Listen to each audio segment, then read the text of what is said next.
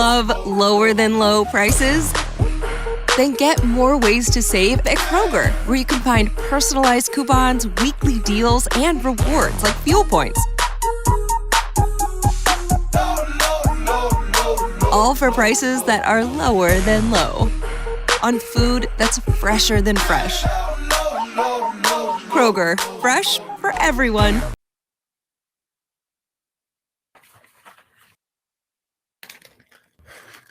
Hey, here we go, guys. Now we got us some video here.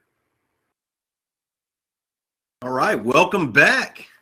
It's the second game of our quadruple header. It's the Gamblers Bowl, buddy. My type of bowl game, Don. Rocky Mountain Football League versus Team Colorado. Yeah, when you're out in Las Vegas, of course it's going to be a Gamblers Bowl. And you know what? I am a gambler myself, so I've got to say, hey, I fit right in with those with this Gambler Bowl. So I'm looking for a good game here, a good opportunity. Going to be good times. Like I said, if you're listening to us and you got some rosters for Team Colorado, we would appreciate them. You can email them to dlj22002@yahoo.com, or you can message me at Clutch C through Twitter. I'll give you another way to text it to me. But this is an exciting day. It's going to be the Gamblers Bowl between Team Colorado and the Rocky Mountain Football League. Rocky Mountain Football League will be in your traveling white jerseys, teal helmets, teal numbers, kicking it off to Team Colorado, and like some navy blue jerseys with some red numbers. Looks to me a little bit like the Color Rush jerseys of the Houston Texans, buddy. They do look a little Houston Texans-ish, that deep steel blue with the red trim on them. Buddy, who you got in this game? I think I'm going to go with Colorado because just for the sheer fact, like we saw last game, the continuity and timing issues that you have with these all-star teams makes it very difficult for there to be really a productive type offense. The defense, you don't tend to see them lose much in the way of a performance when it comes to continuity and chemistry. But the offense, where you have the line movement, where you have the line play, where you have the timing patterns from a passing standpoint, that's where you really lose that continuity. Well, buddy, I'm just looking at the roster of this Rocky Mountain team and the research I read about them. Would you willing to go $10 on Colorado? I'll take Rocky Mountain for 10. All right, let's do it. Give me Colorado. Yep. I mean, I looked for the game on Bet USA. I didn't find it, but we can just do pick 'em if you want. I'm good with that. Let's do that. All right, so I'll take Rocky Mountain Football League All-Stars for $10. Looks like we're going to get a kickoff. I see the ball teed off at the 35-yard line in our previous game. Again, this is game 2 at the Silver State Bowl. Congratulations to the Arizona Elite Vipers, who defeated North Elite Football League All-Stars 20-6. But in our first, we did not see kickoffs, and that might have been maybe an agreement because none of the kickers traveled. Yes, that was probably pre-negotiated terms of the game. As we await kickoff, a lot of exciting action going on around the nation and college football. Right now, it's a 21-16 game. Baylor leads Oklahoma State in the Big 12 championship. If you tuned in during our last game, you would have heard Buddy give out his first Buddy's Best Bet in the MaxSports.tv realm, and he gave you Northern Illinois. And right now, Northern Illinois, under 7 minutes left in the fourth quarter, winning 38-10. So that would have been some free money if you had just tuned into the first game. I'm sure Buddy has some more bets up his sleeve. As always, MaxSports.tv. Go there, and there's awesome handicappers on that station. Last week we heard Slovak and Jason Alexander give out picks. He was a near perfect in the NFL during that Thanksgiving week. Not sure what the holdup is, buddy. Do you know? I have no idea. I think we Maybe we're trying to get some. We were a little short-staffed in the last game. I mean, they ended up having to lay Yes. down half the chain. They didn't even have a full chain gang. So, again, this is Hall of Fame weekend coming at you from Las Vegas, Nevada. Sierra Vista High School playing host. Game 2 of our 4-game quadruple header. This is the Gamblers Bowl. It's the Rocky Mountain Football League All-Stars taking on Team Colorado. And Buddy all over Team Colorado today. He likes them. He's going with team continuity and just experience playing with each other. I'm going to go with just the absolute studs, the best in the league. And hopefully we got the first team coming. And maybe I should have researched more because, you know, the last game, they didn't even bring their first team All-Stars. They brought the second team. So, I don't know. All right, so again, teams back out. Rocky Mountain Football League All-Stars kicking it off. The Team Colorado. The Gamblers Bowl is underway. Here we go. A low line drive kick bouncing inside the 5, fielded there at the 3, across the 10, 15, and bounces off his own player down at the 20, or actually at the 15-yard line.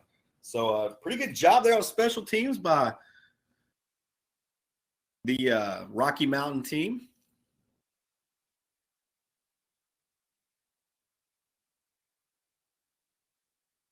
It's unique after seeing that last game with no special teams. Yeah.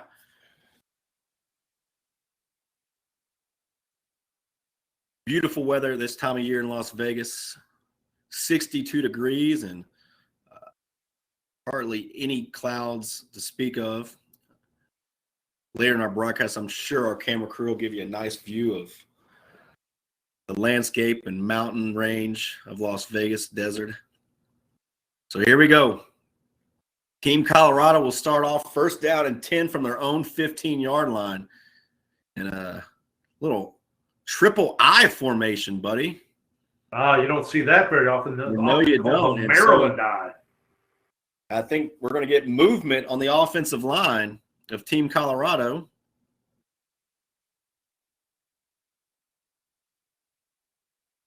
That'll back them up 5 yards. MaxSports.tv, Hall of Fame weekend from Las Vegas, Nevada. Don Jones, Buddy Brooks here to call all of the action in this Gamblers Bowl between the Rocky Mountain All-Stars and Team Colorado. It's a first down and 15 after the, let's call it delay of game penalty. And if our producers are out there, engineers listening to us, hey, if we can get some field mics or some type of field audio, get this thing amped up. You know, I'm not sure if we have any bands there today, but still maybe hear the roar of the audience, the fans. This is going to be a play action fake. Again, no roster here for Colorado, so the quarterback goes down and is sacked inside the 10-yard line at the 8. Yeah, not a good way to start that. That was a coverage sack. And what I touched on, you've got these athletes, the best of the best out there. The defense is typically going to be performing better than the offense.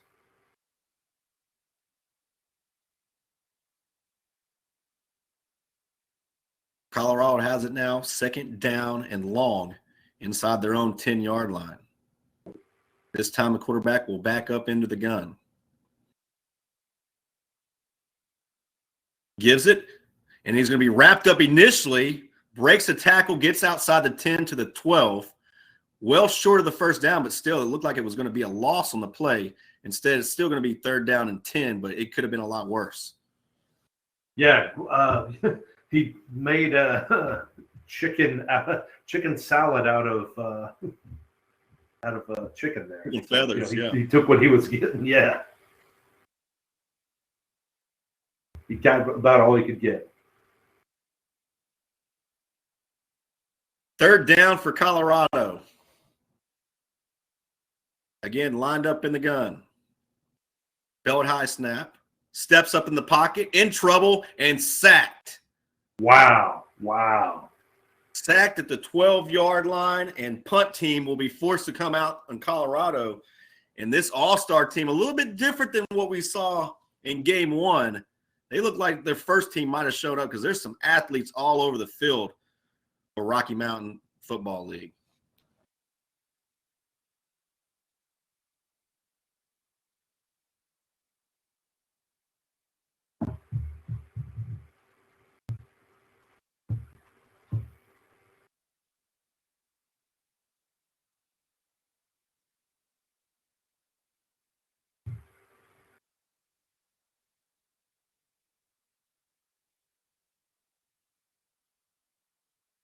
Punt team out for Colorado. And is he faking it? Fake. He is faking it. He and just punt inside your own red zone. Line. I'm not sure if that was some miscommunication or just I'm not sure what happened there, but Rocky Mountain Football All-Stars have outstanding field position after the from the 10-yard line.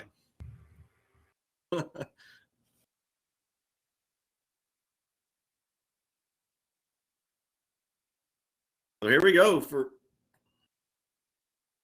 first down and 10 from the 11. They still can get a first down. Yeah, golden field position here, all because of the fake punt. Just way too early to make a gamble like that, and no pun intended. It is the Gamblers Bowl. So the quarterback, number 12, Andrew Felicity, pitches it out to his tailback, stiff arms a tackle, but out of bounds at the 13-yard line. Carry that time. I have number 3 on the carry, but I do not have a number 3 on the roster. So let's see if we can zoom in on that number 3 and get a name.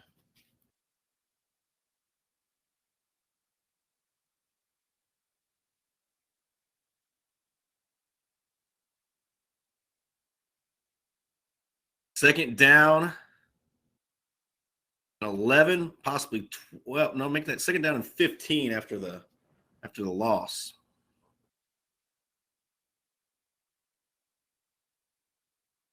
Under center this time in an I formation. Oh, a little fullback dive. Right there. Gives us the fullback in positive yardage this time out to the 13-yard line.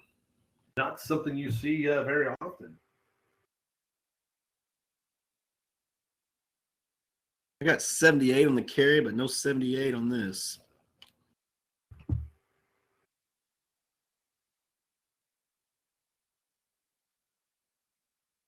Big third down play here. Third down and 13 for the Rocky Mountain All-Stars.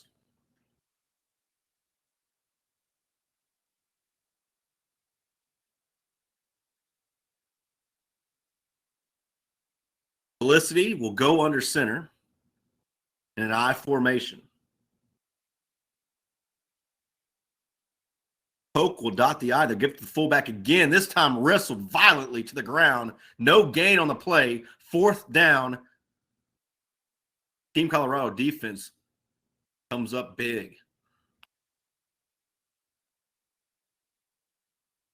So we'll see right now if they plan on kicking any field goals. If you're going to kick one, you would kick one here. If not, you're probably not going to see a field goal all game. Well, we know that they have a kicker on the roster because this would be a 32-yard attempt from the middle of the hashes. And I see them counting, and that's usually what you do on special teams. You're always counting players. You usually don't have to do that typically on offense. And timeout as a little bit of confusion on substitutions and getting the right personnel out there. So it does look like we might see a 32-yard field goal attempt here for the Rocky Mountain All-Stars.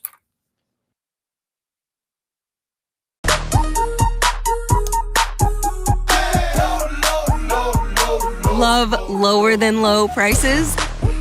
Then get more ways to save at Kroger, where you can find personalized coupons, weekly deals, and rewards like fuel points.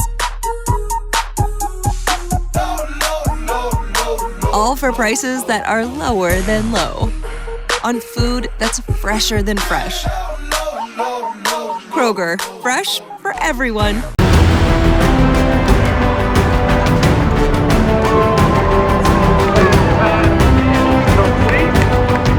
Colorado confirmed.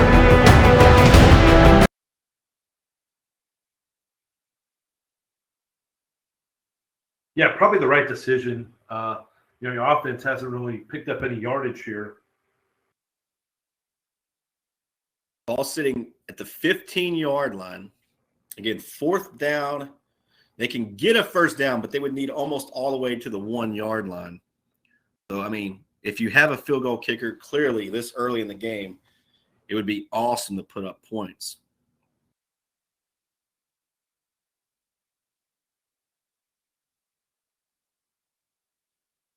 Buddy, it looks like I don't want to jinx anything, but I can probably say you almost have one in the bank with Northern Illinois. What else should we be looking at? Well, now we got to hold on. Now we got this 32-yard field goal attempt from the middle of the hashes coming up.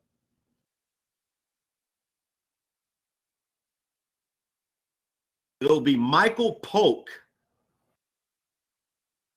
to attempt it. Good snap. Hold us down. Kick is a line drive. Kick and good. Just over the upright and good.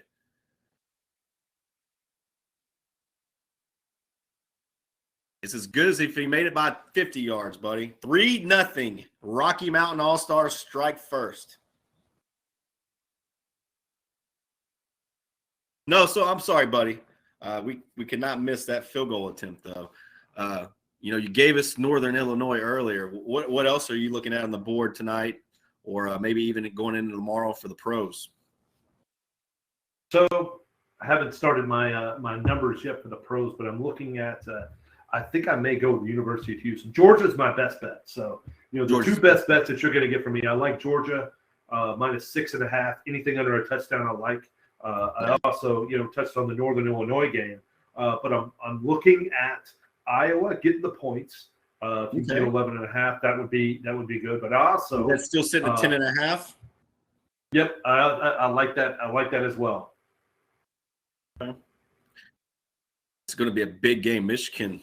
It's been a while since they've been relevant, and a chance to go into the college football playoffs with a win against Iowa. And here's a little squib onside kick type play, sending him all the way down to the 15. Now he's across the 40, though, still on his feet across the 45, all the way out to the 46-yard line.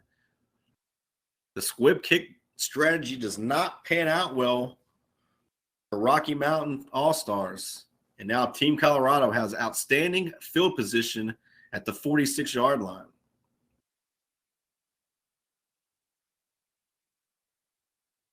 And I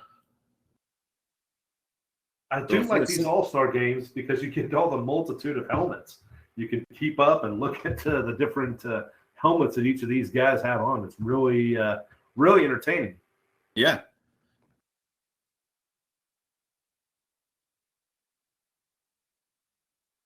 So I'm not sure who's quarterbacking. He might be the biggest guy on the field, though, buddy. He's going to hand it off to his tailback. It tripped up in the backfield and tackled for a loss. 5-yard loss on the play. Yeah, not going the right direction for Colorado right now.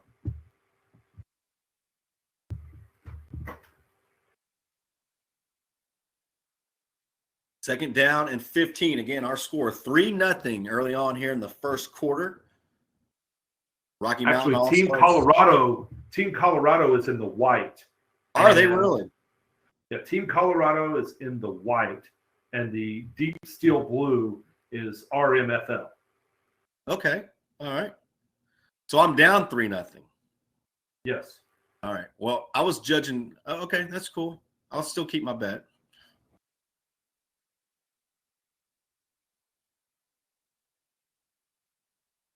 It really does look like the All-Stars are on the other team, though, as they are just so much more athletic here early on and quick. So it is Rocky Mountain Football League under center, correct? Yes. On offense. Yes. The All-Stars drop back and are looking to pass, and he's going to be sacked at the 31-yard line. Fourth down again coming for Rocky Mountain, which that explains probably the mess up on the punt team, because that goes with your cohesiveness and being able to play together all year. Yep. That's what makes it difficult. You can't get good line play. You can't get good timing routes on your passing game. It's difficult. Special teams is where it really shows its ugly head. It's because you can't coordinate all this. You can't work through all these issues. You don't get that practice time that all the rest of these teams have had.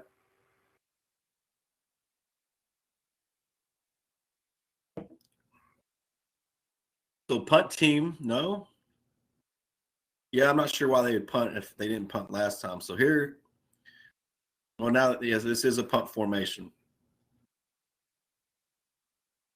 And we do have movement on the line of scrimmage. Not sure if it's going to be against Rocky Mountain or Colorado. It will go against the All-Stars.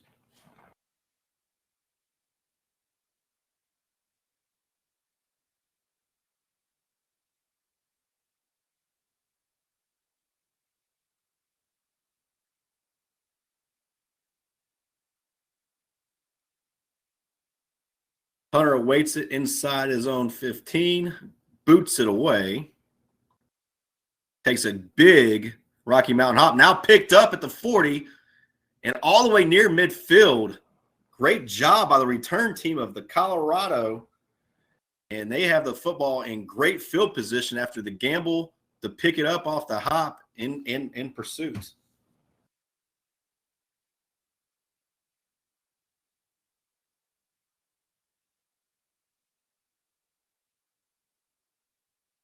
Three nothing is your score. Colorado leads, and they have the football.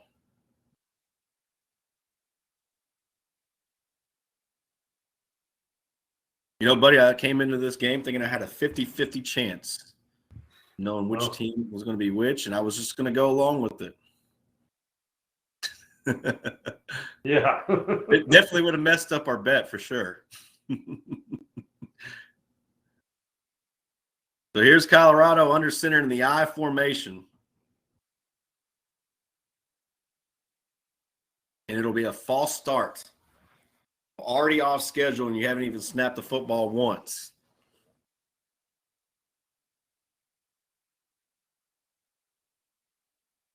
Yep, not good. Not a good way to start this drive. But let's see if they can get something moving on offense, because that last drive, they were gifted pretty much automatic field goal range. Yeah. Blitz coming for the All-Stars, and the Rocky Mountain All-Stars sniffed the run and then blasted it right up the middle. Big play there. And that's going to be second down and long coming for Colorado.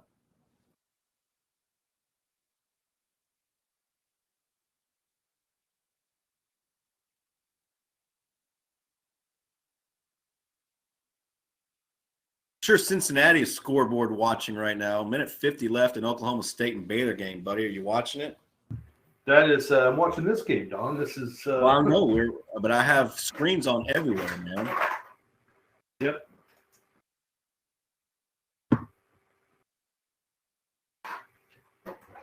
Well, I formation now for Colorado. Blitz again coming.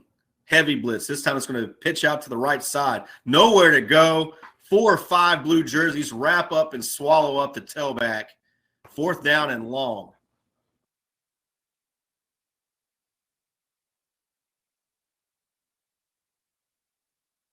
Again, first quarter action, 3-0 Colorado leads. This is the Gamblers Bowl. Game 2 of our quadruple header here on Max Sports TV.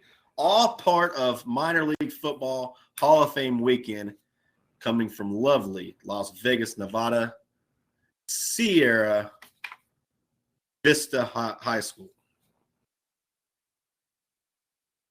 And you said you saw a lion or somewhere. It looked like they might have had to be the home of the Lions or something, buddy. These are the Mountain Lions, Sierra Mountain Vista Lions. Mountain Lions. Hey, there's a good view of Las Vegas. Look at that. Very Beautiful nice. Las Vegas. Yes, very nice. Yeah, I wish I was there. Shotgun formation for Colorado. Again, blitz, but we're going to get movement. And this might have been against the defense, buddy. It looked like that nose guard Did. Oh, no. No, he was drawn off sides. I did not see that. It looked like the all-star from the nose guard position blew up the play a tad early, but I guess he was drawn off by someone here on the offensive line for Colorado.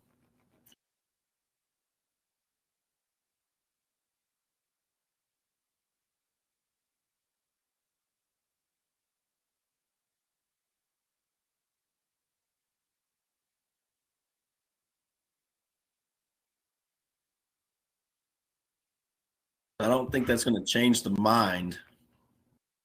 Colorado's coach, he's still going for it. Actually, it's still just third down. It's always third down.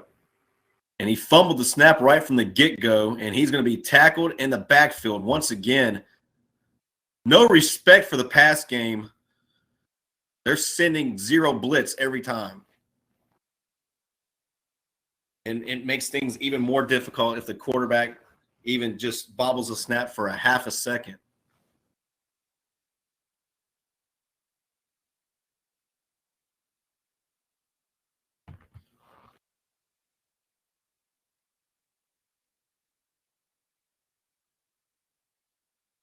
Buddy, you're 1-0 officially. Northern Illinois just went final, 41-23 final.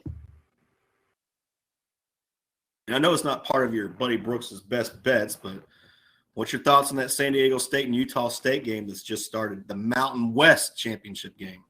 So I show that as that number being pretty accurate. Yeah. I was going to lean one of them. I might lean the under, and I might lean Utah State on that. Punt is away, and it's a decent one. And, wow, it looked like it might have went another 15 or 20 yards, Wow. but the Colorado punt team gunner just kind of was in the wrong place at the wrong time. There really was nowhere where he could have gone. But nevertheless, big break there for the Rocky Mountain All-Stars is they're going to get pretty good field position at the 45-yard line. They could have easily been inside the 30, maybe even 20-yard line.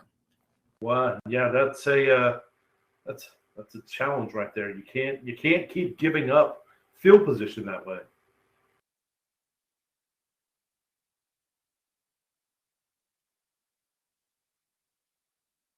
First down and 10 for the All-Stars of Rocky Mountain. The 45. In trouble and sacked again. Wow.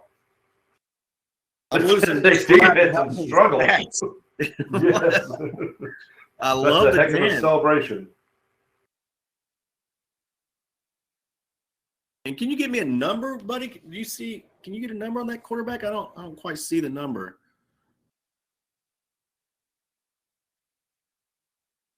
Let's see. He's the biggest guy out there.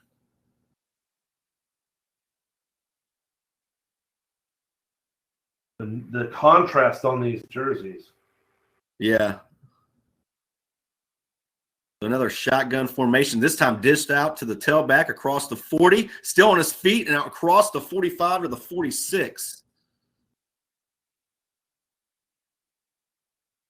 Great pickup there. He gets the initial yards loss on the sack and gives his team a little bit of a better chance to convert here on third down and 10.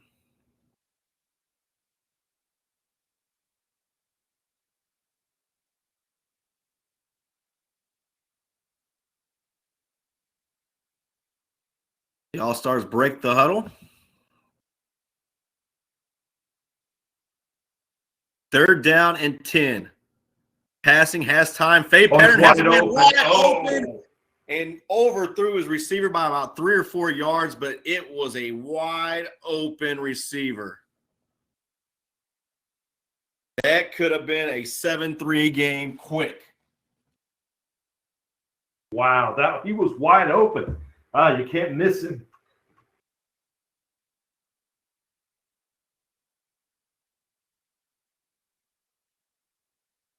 So decision time now for the All-Stars coach. You got a 4th down and 10 inside your own territory, but still, close to midfield. As we've seen these games, it's tough to move the football.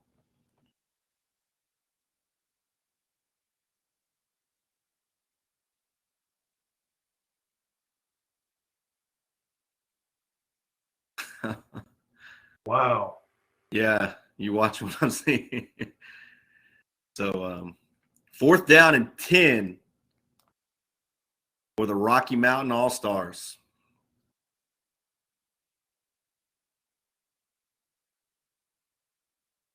That close.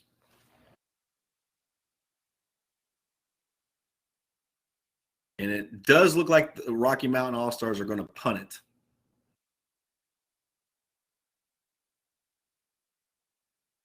No. Fake punt again. And again, a man wide open and through the hands at the 35-yard line.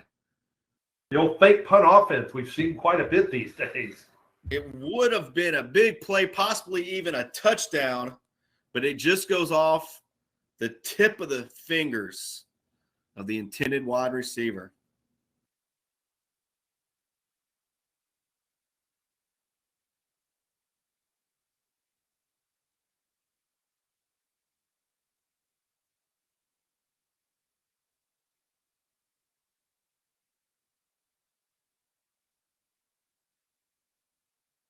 Wow, 2 big pass plays, 2 missed opportunities.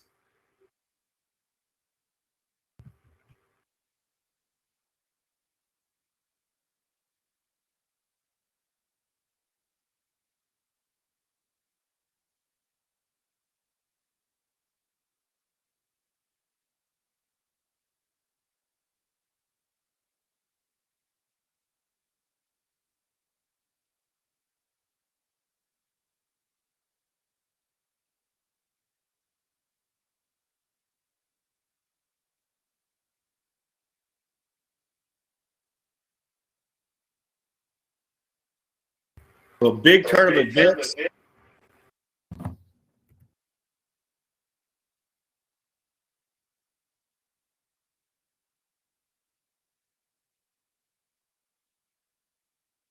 Big turn of events as the All-Stars again attempt a fake punt. Unsuccessful, and again, giving great field position now to Team Colorado. And I do believe we had the end of the first quarter, buddy. They are switching sides. Yep, second quarter has begun.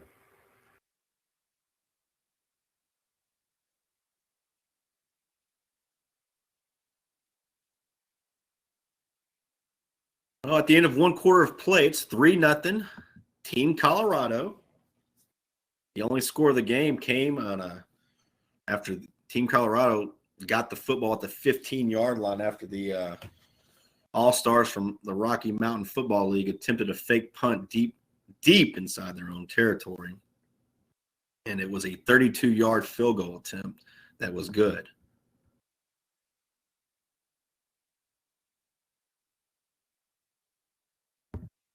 Colorado in the huddle.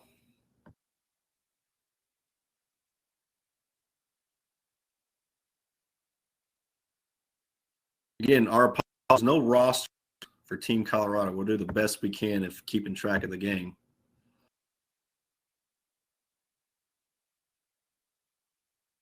And some motion. Yeah, we don't have a play. We don't have a play clock, so we can't say it's a delay of game penalty.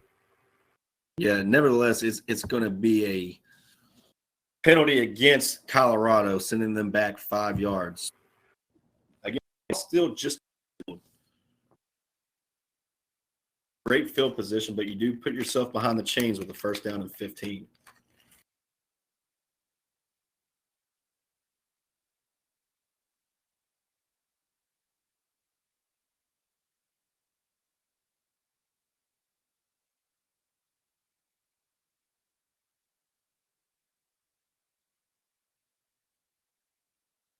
First and 15, Colorado in the gun. Hands it off and blasted right up the middle. Nowhere for him to go. 3-yard loss. 2nd down and 18.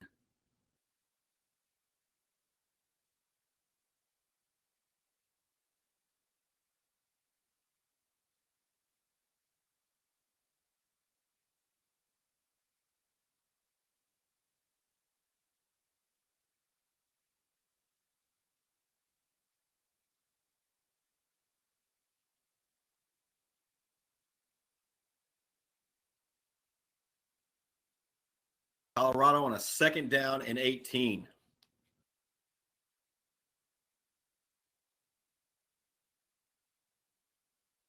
Blitz coming from the outside.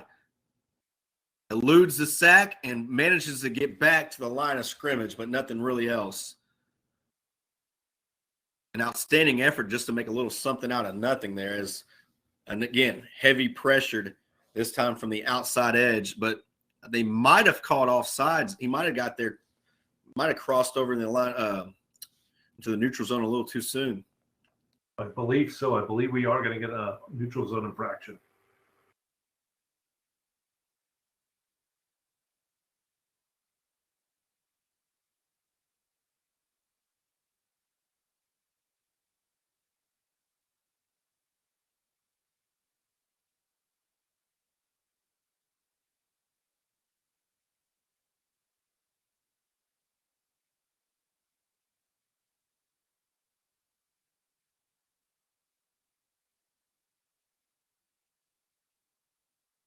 Yeah, so that will go against the All-Stars from Rocky Mountain Football League.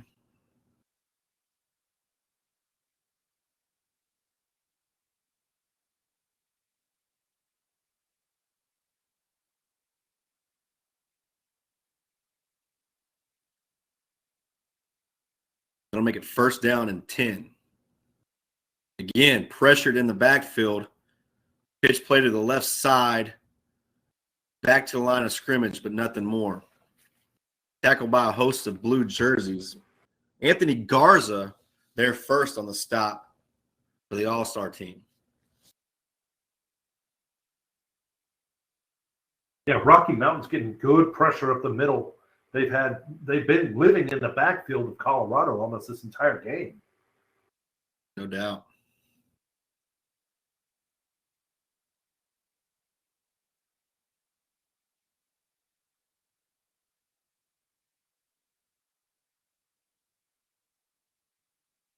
Shotgun formation for Colorado.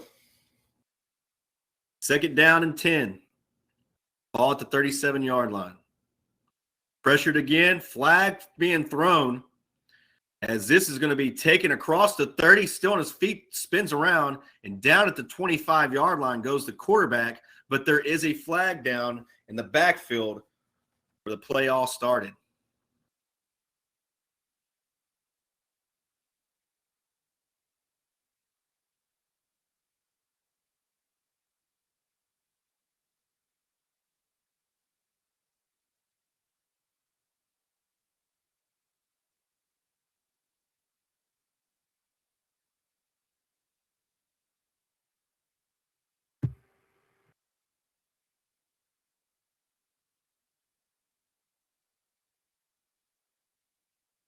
That's going to go against Colorado once again. This drive, which started off pretty promising with good field position, is going in the opposite direction. Yeah, Team Colorado got the benefit of a failed fake punt, and now you're looking at 3rd and an area code. Down marker shows 2nd down. Second in an area code. Yeah.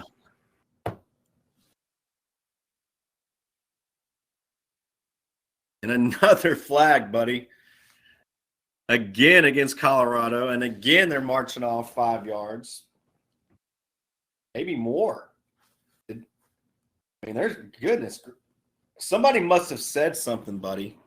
This must be like an unsportsmanlike conduct foul or a personal. I mean, because this is a 15-yard penalty. They're all the way back inside their own 40 now. Ball's at the 37. I'm not even sure if our camera can pan out as far as it needs to go to get this first down. Back to pass, has time, in trouble, flows to his right, and he's just going to get back to the line of scrimmage, dives forward, and it's going to be 3rd down and a country mile.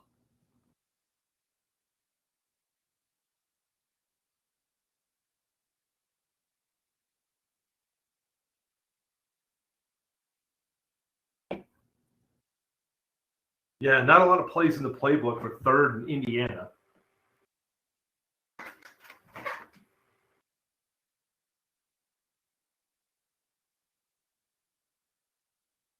Second quarter, 3-0 is your score. Colorado leads the Rocky Mountain Football League All-Stars. I'd say we're midway through the second quarter, although it has been a lot of penalties and incomplete passes, so slow-moving first half.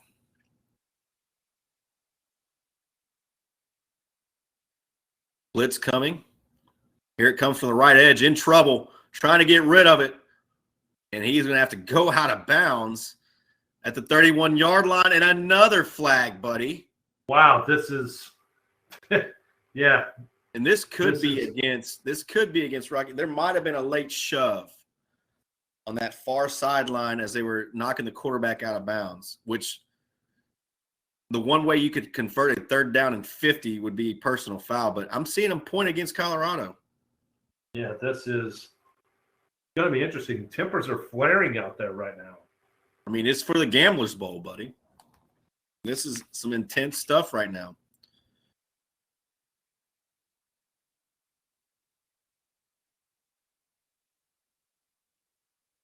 So I'm not sure exactly what the penalty was, but it looked like the All-Stars from Rocky Mountain Football League decline it. Even though they're still showing a 3rd down. That was 3rd down and long there. I'm not I don't know. Twins to the right and 1 to the left. Check that. Make it 3 receivers now to the right side. On the short side of the field. 1 outside the hashes on the left. Colorado quarterback in trouble again. Scrambling for his life. Now rolls out here to the left. Bought himself some time. Launches it deep and incomplete.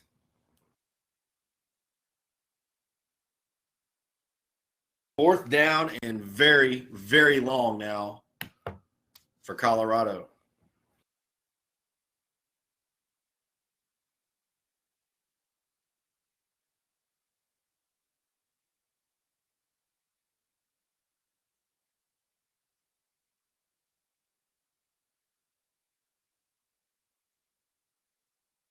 Colorado with a 4th down and long. They're going to send out the punt team.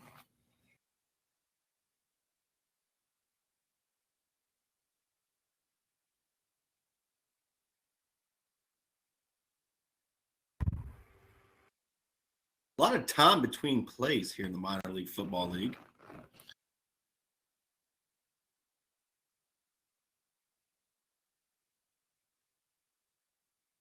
Yes. We've got plenty of time going right now.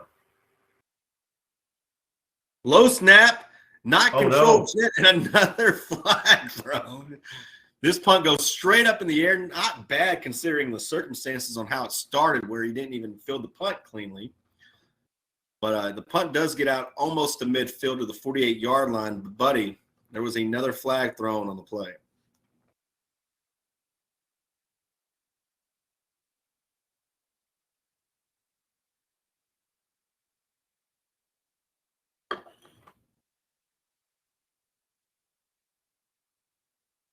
Three nothing Colorado leads.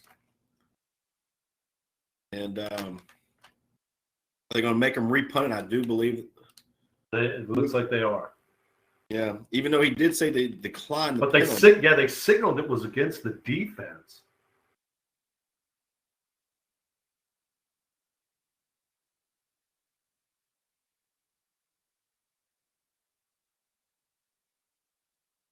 Referee explained to All-Stars from Rocky Mountain what they did.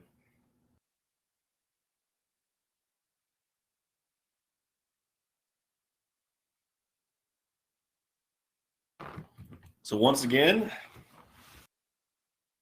for Colorado, good snap. Punt is away. This one's a good punt. Fielded all the way to the 30, and I believe it hit Colorado player and it's all the way inside the 10. But they'll have to move that back to where it hit the Colorado player. Right. Ooh, and we have some tippers player. Here's what I'm talking about. We don't want anything too violent, but I love a little intensity out there, buddy. No doubt. I love a little bit of intensity, a little bit of shoving. It's the referees just need to keep a little bit of control on it. And is that a flag on the ground again?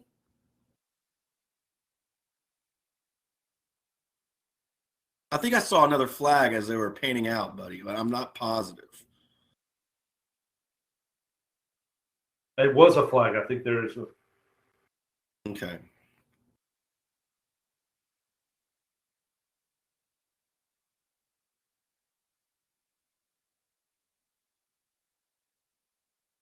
And that's going to be a personal foul call. Another they pointed towards penalty. Colorado.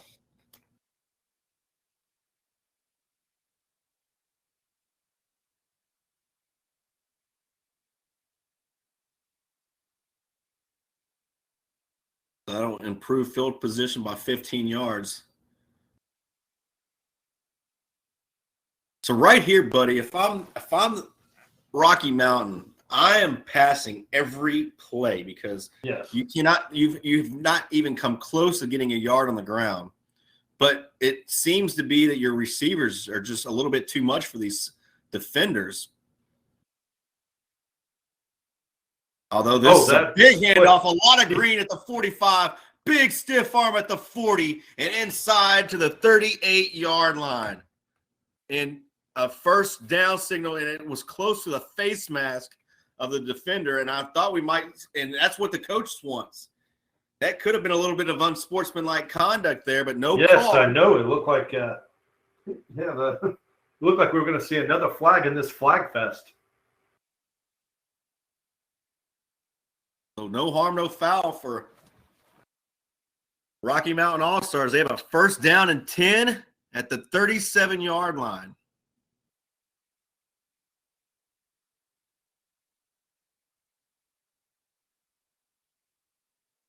So, buddy, there's 3 number 10s on the roster for the All-Star team. Which one do you think is the quarterback? Take a look.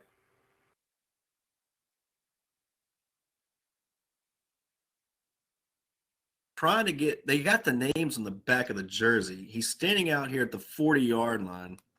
If anybody listening to us want to – type us in the chat bar of the YouTube video. Let us know who is quarterback, and there's 3 number 10s. And trying to figure out which one.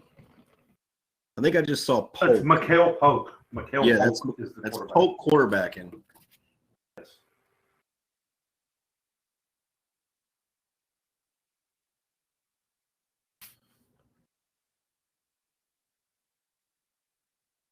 So another stoppage in play here.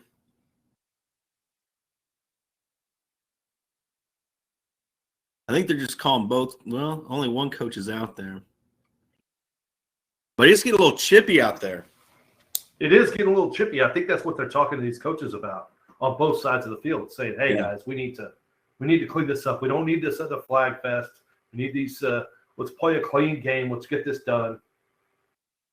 And minor league football games tend to have a lot of intensity and, some type of penalties like that. The last game we were at, buddy, a helmet was stolen. Yes. Before a brawl. PUFA. Oh, yeah.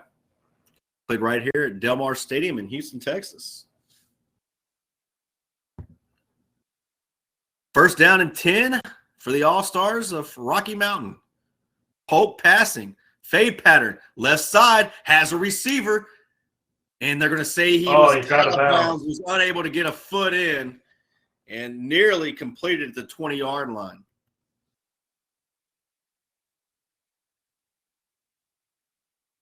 I'll bring it 2nd down and 10, nearly completed.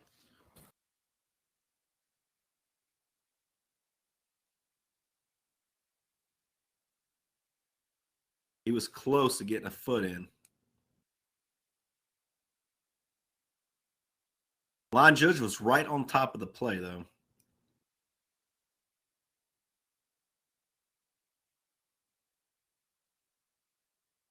Second down and 10 now. As this handoff goes right up the gut, but nothing doing. Nothing doing. He will have nothing. White jerseys blow this play up.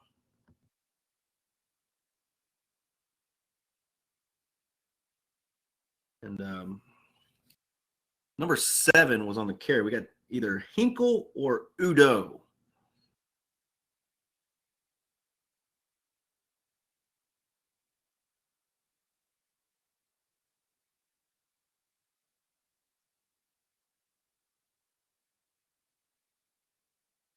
This is going to make a 3rd down even more difficult after the loss.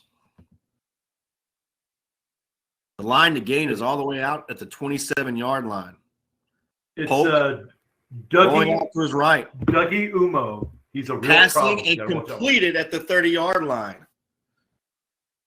And it's Great pronounced Michael job Polk. there. And it's pronounced what? Michael Polk. Michael Polk. Yeah, Michael Polk.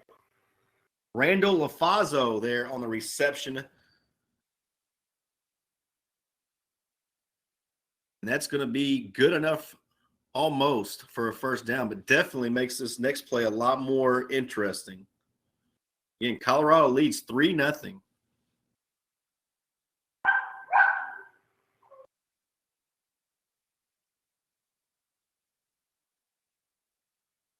Third down and 3.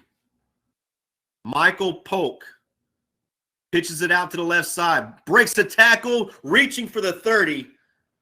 He gets to the 30, but he needed the 27, so short of the 1st down.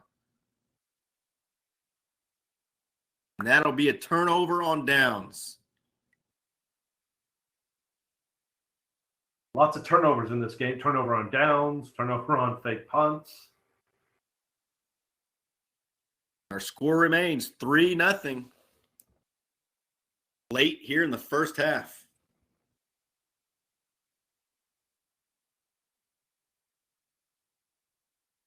Again, thank you all for joining us for Hall of Fame weekend from Las Vegas, Nevada. Hosted by Sierra Vista High School. This is the Gamblers Bowl between the Rocky Mountain Football League All-Stars and Team Colorado. Earlier in our first game, it was the Silver State Bowl where the Arizona Elite Vipers defeated the Northern Elite Football League All-Stars 20-6. 2 more games coming after this matchup, including the Minor League Football Report National Championship game between the Arizona Running Rebels and the Capital City Fury. That's going to be a doozy, Don. A doozy. It's highlighted in gold in all the flyers. I'm very anxious to see it. As this pass by Colorado's quarterback goes deep out to the 40-yard line, but batted away at the last second by number 42, Nikita Wilkes.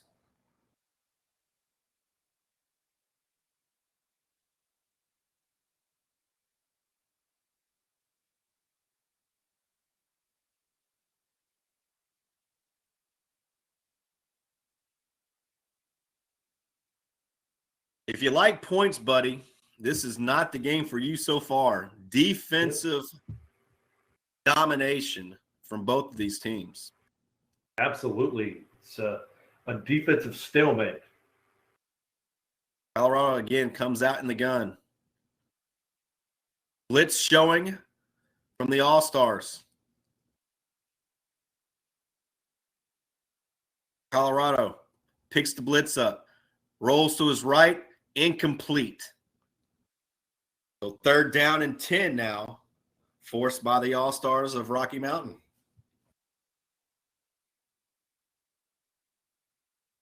MaxSports.tv, Don Jones, Buddy Brooks. Hall of Fame weekend, 3-0. Colorado leads. The All-Stars from Rocky Mountain Football League. Buddy, your favorite game to play when you're in Vegas? I think I know the answer, but what is your favorite? Man, it just depends on what kind of mood I'm in. I like to play Pai Gow poker. I play a little craps. I'll play blackjack. 3rd down and 10. Rocky Mountain All-Stars trying to get off the field. Bringing pressure. Bringing 6. Colorado eludes the sack. Has running room across the 40. Whoa, what a play. Couldn't get a crackback block. Yeah. Are they going to flag it? Inside Rocky Mountain territory and out of bounds at the 42-yard line. That'll get the fans on their feet.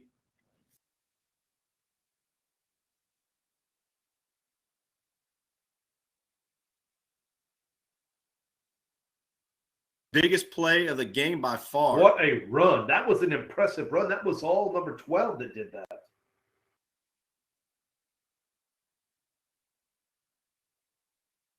You bring the pressure and can't get back, and you overrun the quarterback. That's usually what happens.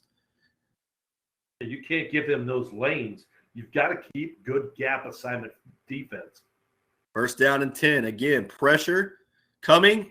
Throws it out to the flat, incomplete. Had it in his bread basket, but couldn't hang on.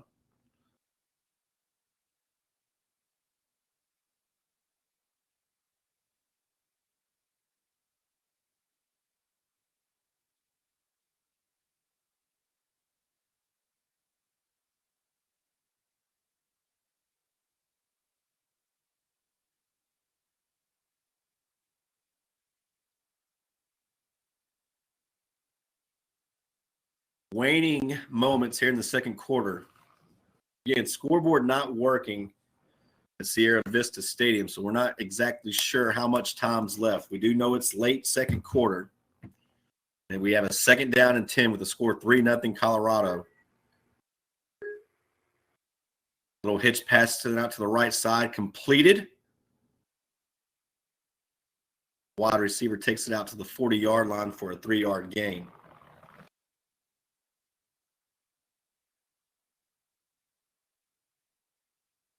Third down and 8 now for the offense of Colorado. Colorado's definitely in 4-down territory here. They've shown that they're not afraid to go for it. So you got to keep that in mind in your play call here. Well, now they just flipped it over. So now it's 4th down, buddy. They flipped down. Did you see that? Yes, I did. 4th down and 8. In trouble. Colorado's quarterback is going to be slammed to the ground, sacked. Rocky Mountain Football League All-Stars hold. Big play, Rocky Mountain defense.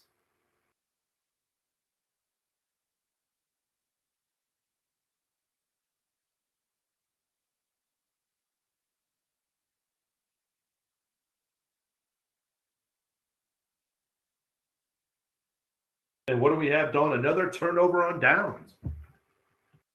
So in a score that's just 3-0, you'd love to know how much time's left here. And we apologize to our audience. We just the scoreboards at the stadium today are down, and we really don't. I mean, if you're at the stadium, you wouldn't know how much time there is. So only the referees now are keeping track of time. 3-0. It's got to be pretty late in the 2nd quarter. Timeouts do remain for Rocky Mountain. So you know the players know, and the coaches obviously know how much time left. So we'll be able to and as I'm trying to set the play up, another flag is thrown. It didn't even look like they were set up on the ball. So this we've seen this a lot. Substitution, yep. Yeah, we've seen this a lot today, buddy, and that's probably a lot of the from the all-star teams where they haven't played a lot. They're just confused on which personnel should be out there. And we've seen a lot of huddles being broken with 12 players in it, which is a flag. Not fair to the defense when you do that. So that goes from 1st down and 10 to 1st down and 15 real quick. Here's Polk, the big quarterback, puts his head down, gets across the 40 to the 41. Yeah, we see some more chippiness, Don. It seems like these teams do not like each other.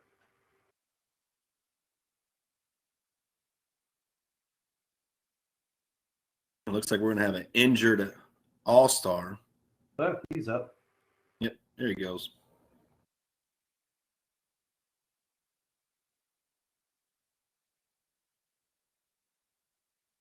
Three-yard loss officially on the play.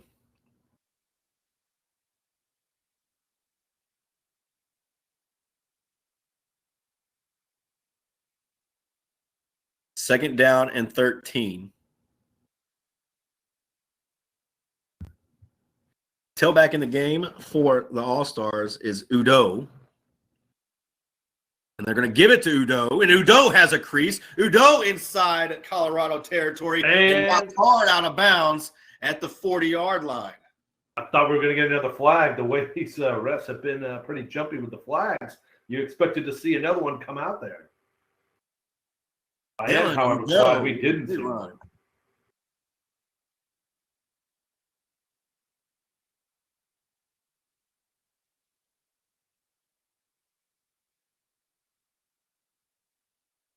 Big first down run by Udo sets the offense of Rocky Mountain All-Stars up at the 40-yard line. 3-0 is the score. The All-Stars trail Colorado. They do have the football late here in the first half. Polk fakes it. Rolls to his right. Throws it out to the left. That's a man wide open. Completed at the 30-yard line. They're actually going to mark him all the way back to 34. They did not give him the forward progress that I thought he had from this camera angle. But nevertheless, big 5, maybe 6-yard gain. Makes it second down and 4.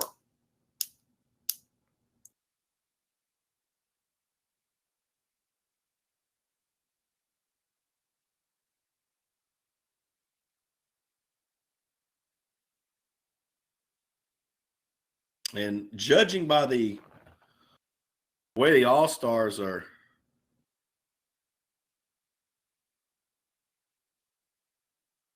taking their time, it doesn't seem like they're in too big of a hurry, which would mean that they still have some pretty good time or pretty good time on the clock.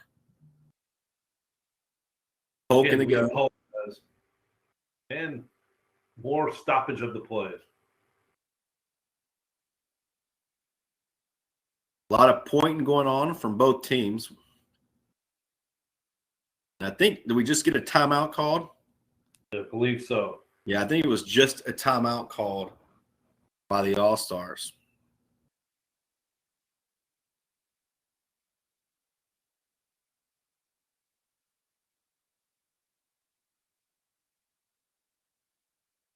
Let's go back to the scoreboard around the NCAA. Again, championship weekend for not only minor league football, also for the NCAA football ranks.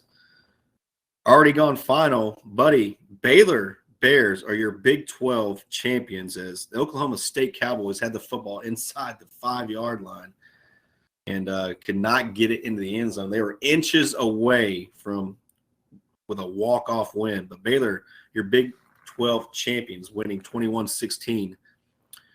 Northern Illinois, a pick that you gave out, victorious 41-23 over Kent State. They are your MAC football champions. Some games going on right now. The Sun Belt Championship game, Louisiana leads 7-0. And your Mountain West Championship game also going on. Defensive game, a lot like this game, 0-0. A little bit into the second quarter there. So here we go. Second down and 5. Pitch play to the right. Little trickery trying to happen. He's just going to toss it. A little back and chain hook shot to the tight end and incomplete. He just tossed that up for anybody to get it. He was outside the pocket, had an intended they cannot call that intentional grounding. I see a flag there, but he had a receiver in the area. It was a legal forward pass, and it got past the line of scrimmage. He was outside the pocket. I don't know what they could be calling there, buddy. It was before that. There's going to be a hold. Okay. Now that on Rocky, there could have been a hold. There should not have been an intentional grounding call there. A lot of things that you could have called on that play. Illegal man downfield, holding.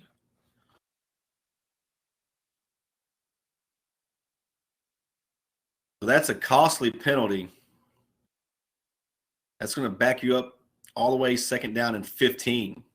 Polk takes the handoff. He's going to run. The big boy runs over one tackler, gets down to the 35.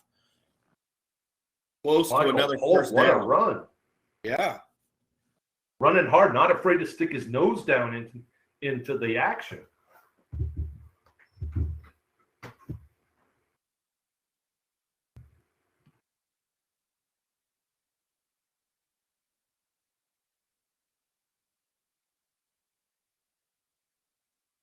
Third down and 5 for Polk and the All-Star offense. This time he hands it off to the tailback. Ball's loose. He was down. Udo was on the carry. Got stacked up right at the line of scrimmage.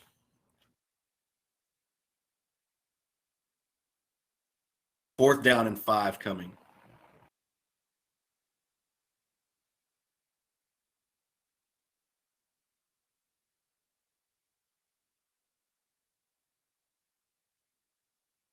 I wonder if we'll see the Rocky Mountain fake punt offense out again on this one. Yeah. You at least have given yourself a shot at a decent opportunity here. It's 4th down and 5, so you got a lot of plays that your coach can call up here.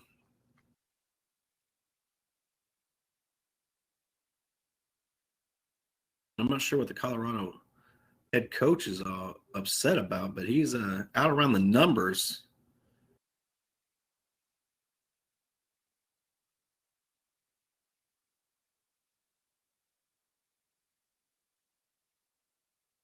Big play here in the Gamblers Bowl, buddy. Big play. Gotta love the Gamblers Bowl in sunny Las Vegas.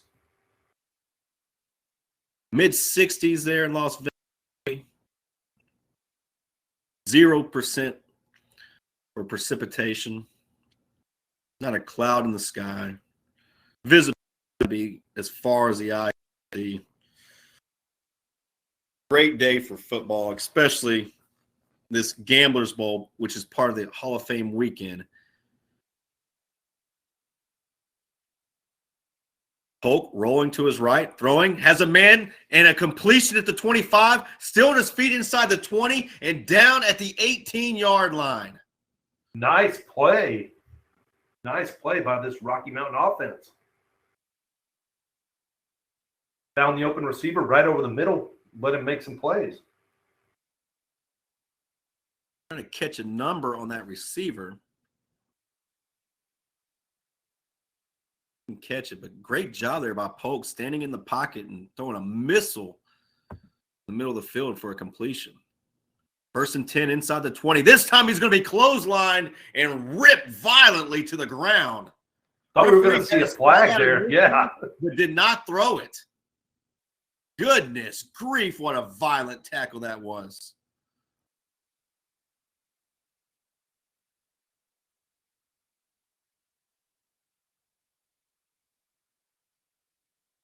Yeah, the All-Stars of the Rocky Mountain Football League are going to have to take a timeout. I cannot believe that was not called. Wow. Yeah.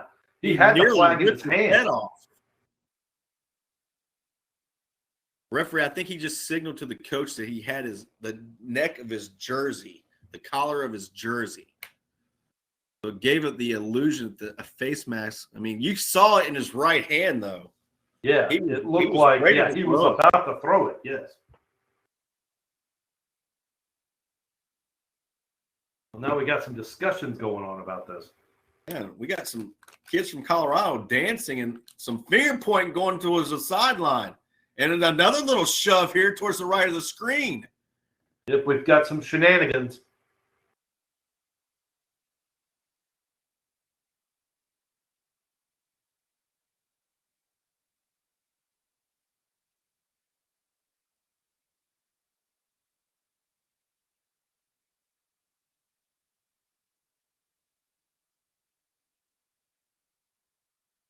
Look at number 4 out there for Colorado, right in the middle of the huddle. Rocky Mountain. And we're going to get a field goal attempt here, buddy. So we got to be towards the end. I'm guessing we're towards the end of the half right now. Yeah, if you're just tuning in, we do not have access to a clock on the field. So the Clock and scoreboard are not operational. So the All-Stars were trailing 3-0 to Colorado.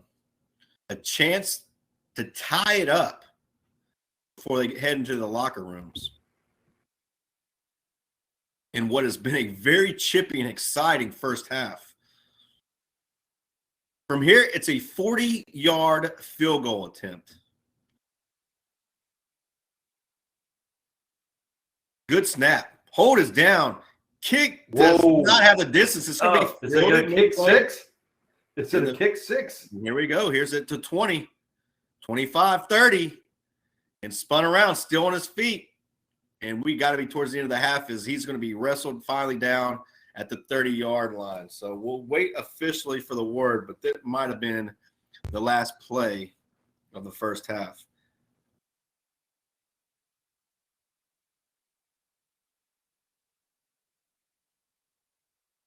And they're still jogging at the middle of the field. Yeah.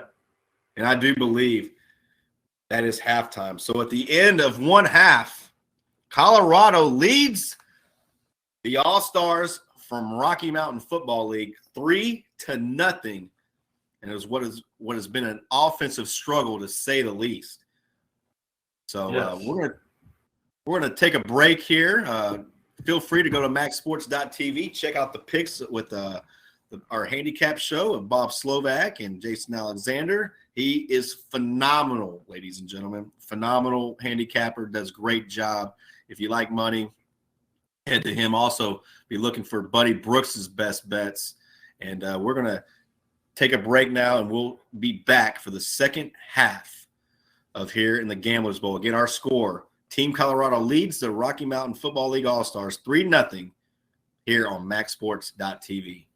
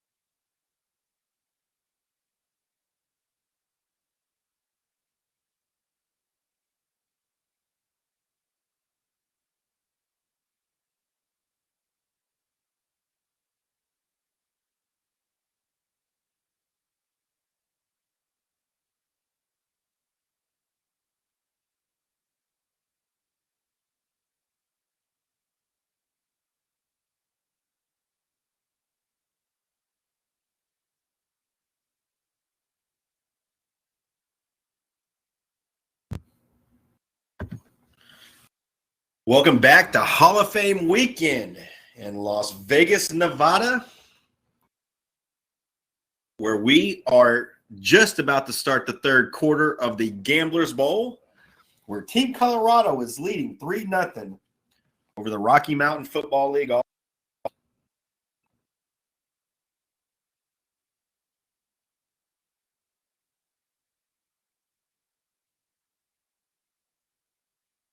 The game early on in the first quarter, where Rocky Mountain All-Stars had a 4 and long on 50 line, tried a fake punt, did not get it.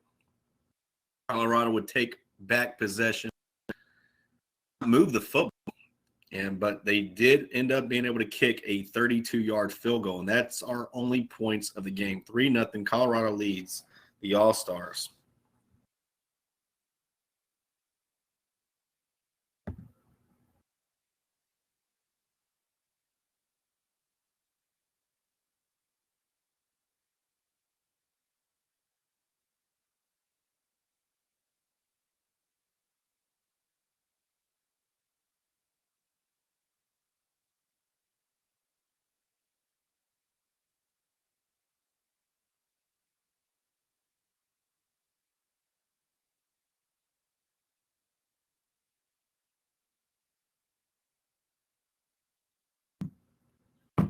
And I believe we're having a little bit of technical difficulty right now with our video stream.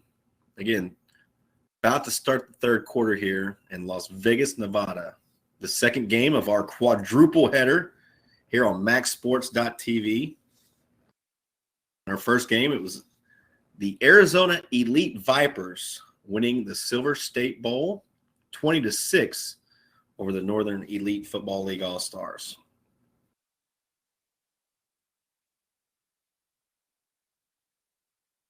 And we're going to take another quick break. If you're listening to us and you hear us, now we got, here we go. Now we got some video. A little choppy, but we do have it. So Team Colorado with the football at the 40-yard line.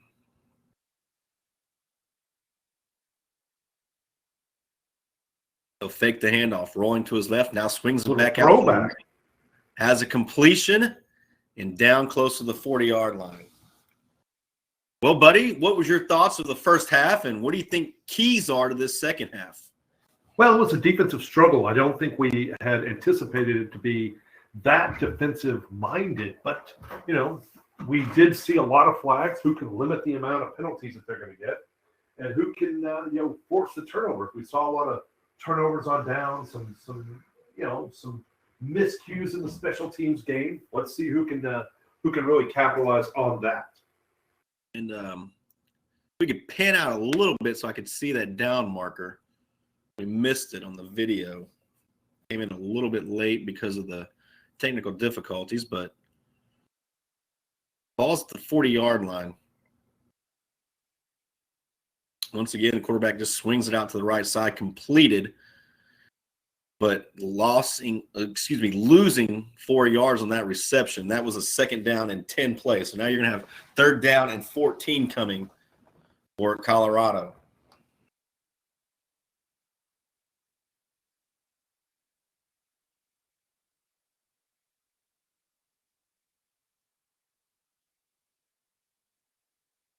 So, buddy, when we work together in some of our other football games, you talk about that 8-minute window, the last 4 minutes of the first half and the first 4 minutes of the second half. And right now, Colorado with a third down and long, leading 3-0, but the All-Stars can get a stop here. They're right back in it. Yeah, it's on that middle 8. And he's in trouble, pressured. He's going to tuck it and run, spins off a tackle, and finally brought down just at the line of scrimmage. That middle 8, Don, is crucial to any game. The team that comes out and dominates that and takes the advantage of that middle 8 is a team that generally pulls out the victory in these games. Especially or any football game. What? 3-0 is your score. Colorado now with a 4th down and 13. Again, can't ever take anything for granted in these minor league football games. You would assume they would punt, but we've seen several fake punts already just in this game today.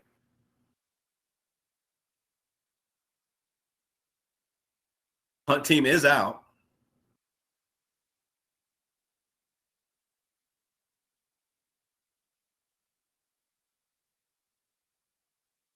Low snap, controlled punt, just away. And it's not even going to get to midfield. It'll be down at around the 48-yard line. Golden field position for Rocky Mountain. Don Jones, Buddy Brooks, MaxSports.tv. Hall of Fame weekend in Las Vegas, Nevada. Rocky Mountain Football League All-Stars trail 3-0, but they have the football now inside Colorado territory. Let's see what type of adjustments they made, because I'm telling you right now, the only thing that was working for them in the first half was the pass game, and that wasn't great, but they were at least getting some receivers open in space. Run game, I guarantee you they were probably close to negative 20 yards for the half, and I'm not exaggerating.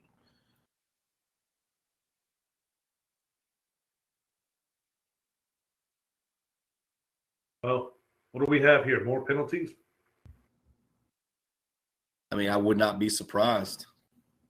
This has been a flag festival.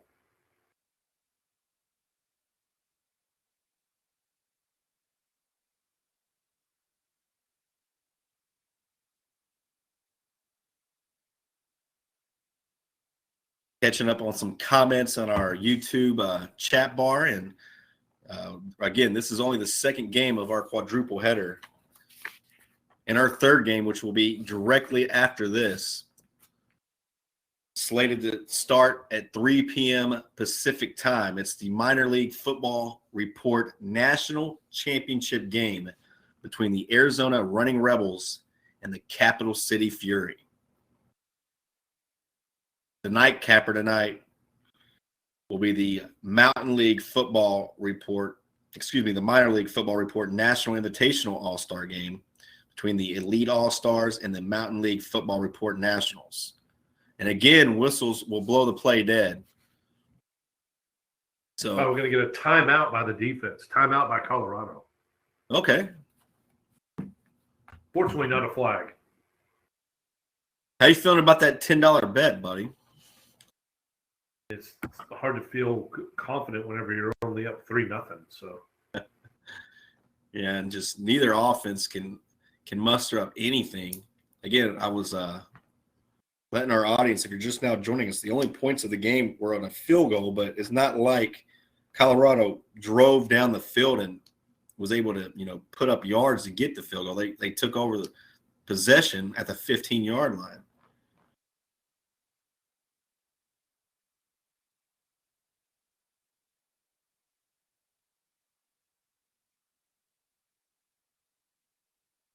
well, I'd like to get some finality to this because it doesn't seem like we have a break in the action here. They keep pointing to the Colorado side like there's some type of... Yeah, that's what I'm saying. I just, whatever they're saying, they're not happy about it. They keep pointing to them like there's some type of broken rule or something. Very chippy in the first half.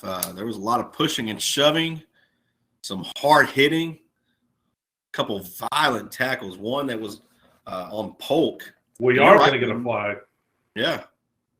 A 15-yard variety flag. Yeah, it had to be some unsportsmanlike conduct.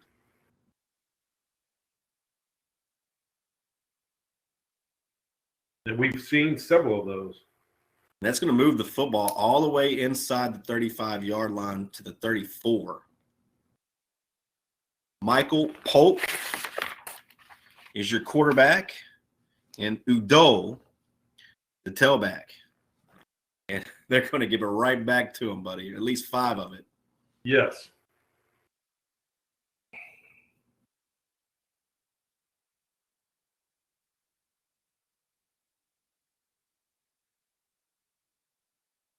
Well, I thought they were, buddy.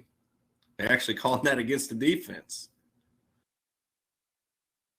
So another flag against Colorado. The Rocky Mountain All-Stars haven't even snapped the football, and they're already inside the 30-yard line. And this handoff goes to the tailback. Goes nowhere. That was not Udo.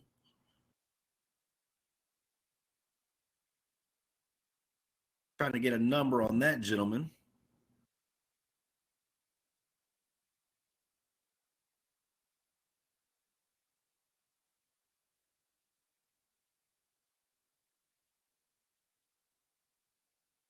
So it was a 1st and 5, and now a marginal loss there.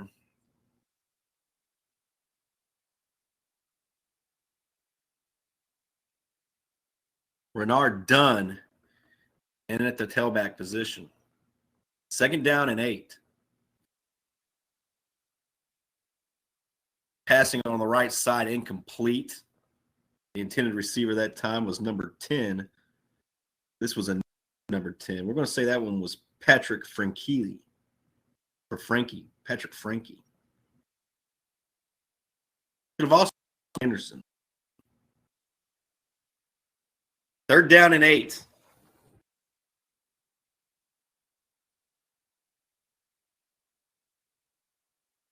Michael Polk, one of the biggest quarterbacks you'll see. Pump fakes. Now he's going to tug it, try to run. Sacked at the 30-yard line. Yeah, I think Rocky Mountain's going to be in 4-down territory here. I don't think they're going to trot out their field goal kicker, who's kicked a couple of line drives, including a field goal that was subsequently returned, not all the way, but it was returned quite a distance and a half. He needed it was a 40-yard attempt that landed 5 yards deep in the end zone, so well short. This one would be even longer. This would be a tough one, even in college or pro ball. It'd be around a 55-yarder. But again, offense staying out there. Polk in the gun. Trips to his left, one to his right. Polk rolling to his left. Chunks it upfield. Left side has a man wide open in the end zone and incomplete. Once again, Polk overthrows a wide open receiver. For Rocky Mountain, this is the second or third time actually that we've seen a wide open receiver that Polk's just missed.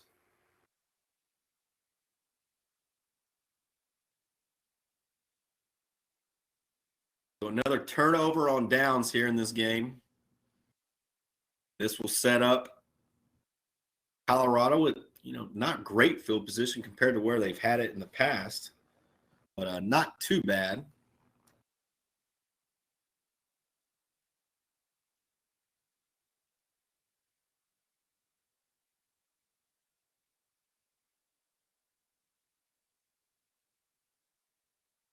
Third quarter, Colorado leads 3-0 in the Gamblers Bowl of Hall of Fame weekend in Las Vegas, Nevada. Don Jones, Buddy Brooks here for MaxSports.tv. An official is going to call another timeout. So we'll have another stoppage here. We're not shocked by that.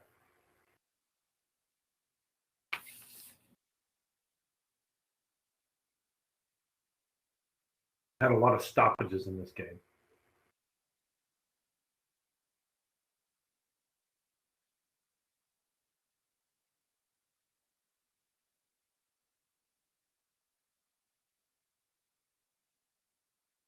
Again, if you're just joining us, no rosters for Colorado. We apologize. But we just got a quarterback now in the gun with a tailback to his left. 3-step drop. Has time, now pressured. Rolls to his right, throws it across his body, middle of the field. Never. Incomplete. Dangerous throw. Never a good idea to throw across your body like that. Never.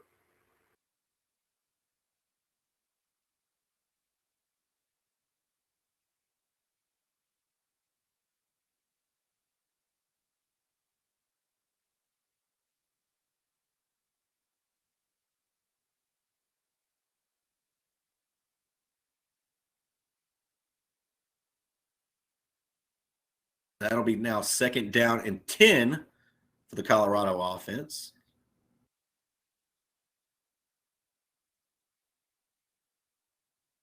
Colorado breaks the huddle. Twins to the right, one split out to the left, tight end to the left.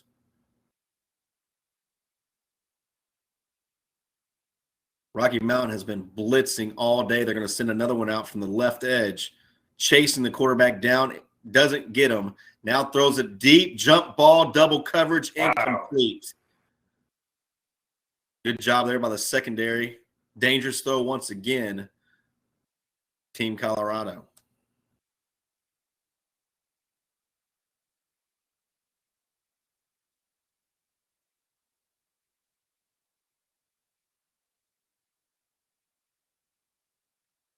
So after the incomplete pass, it'll now be 3rd down and 10.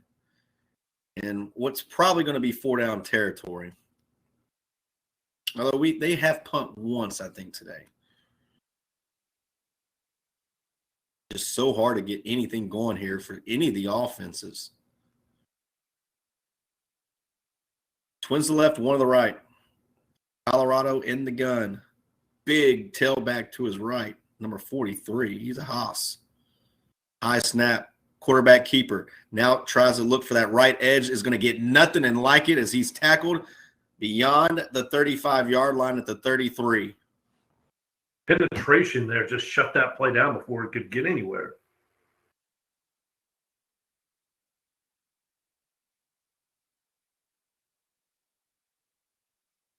Still 3-0 with a 4th down and long play to come. Colorado with the lead, but again, they're faced with a very huge challenge here on 4th down.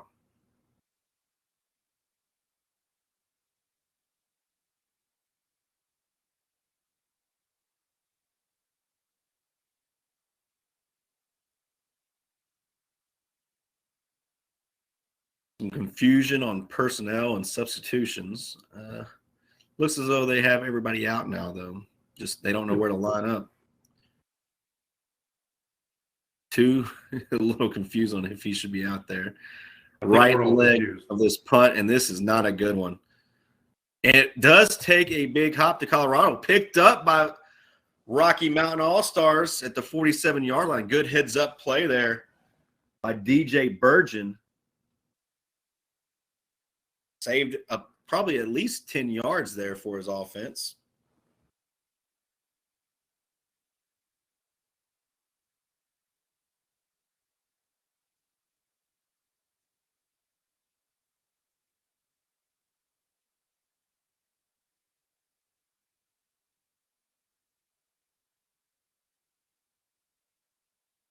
Favorite hotel, buddy, in Las Vegas? Well, that's a tough question. You know, the rooms, you know, it's tough to go wrong with any of the rooms out there. Yeah. You know, I prefer location, like something that's kind of like right in the middle of the strip. Yeah. So like the Cromwell, maybe the Flamingo, maybe Bally's, maybe Paris.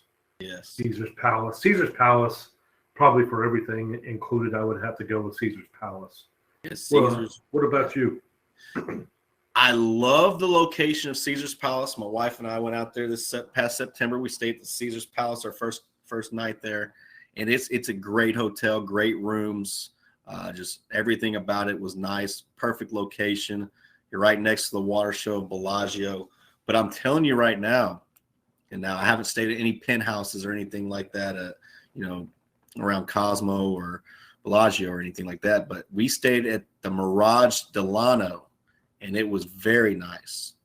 We really enjoyed it. Went and saw the one show as this handoff's going to go to Udo, and Udo finds a little bit of running room across that left side. It gets to a 45-yard line. But, yeah, they had some really nice rooms up there. Where you have like your living area with the TV and everything. They had a separate bedroom, 2 bathrooms. Our balcony was not a balcony, but our window was looking over at Allegiant Stadium. So, and movement on the line of scrimmage here. So this will back the All-Stars up. So the yards that they just gained, they're going to lose. But, buddy, talking about your location, you're really away from the strip. The only thing that you're really next to is the Luxor. Luxor, not my favorite spot. It's a little bit more dicey out there if you want to try to walk the strip at night. I like throwing dice, so Yeah. You'd like it there then. No, I like I also stayed at the Circuit downtown. That was very nice. yeah, I'd like to check that out. You know, Yeah. I've Udo. not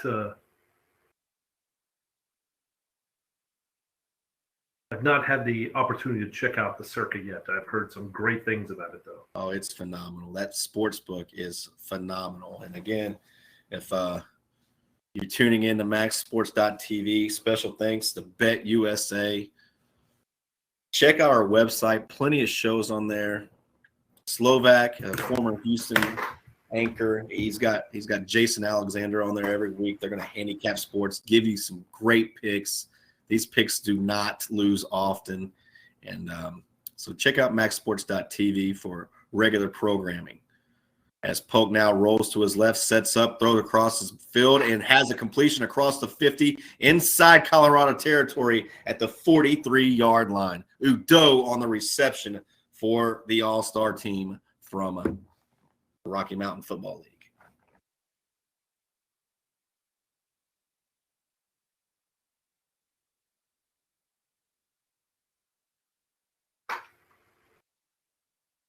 Anxious to check out the sports books in Lake Charles, Louisiana here in a few weeks.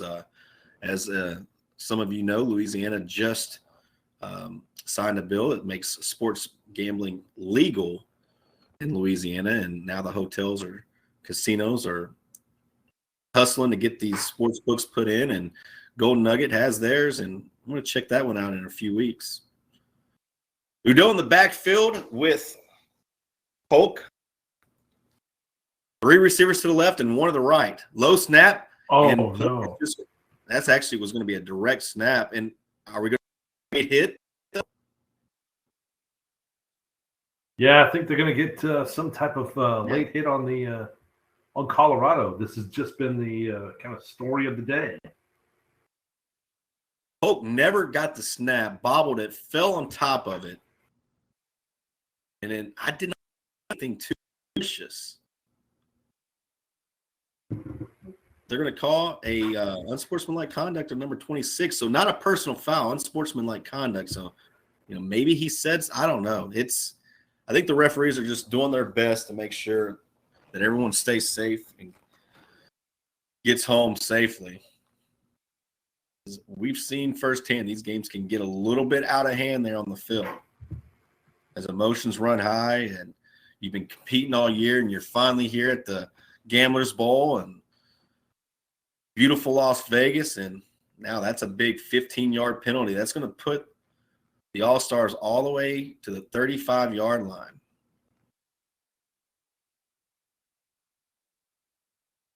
The All-Stars really haven't moved the football very well today, but they've been getting a lot of help from Colorado penalties.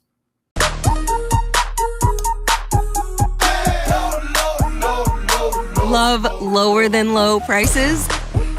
Then get more ways to save at Kroger, where you can find personalized coupons, weekly deals, and rewards like fuel points. All for prices that are lower than low. On food that's fresher than fresh. Kroger, fresh for everyone.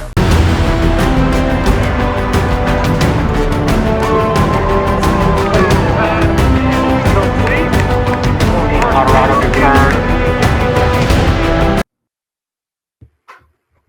If they can cash in with it now. Takes the option. Polk's going to keep it. Puts his Look head at that down. T-shirt. That T-shirt. He got to the 31-yard line. Yeah, he was maybe a T-shirt away from breaking that. That was the only thing they could grab onto.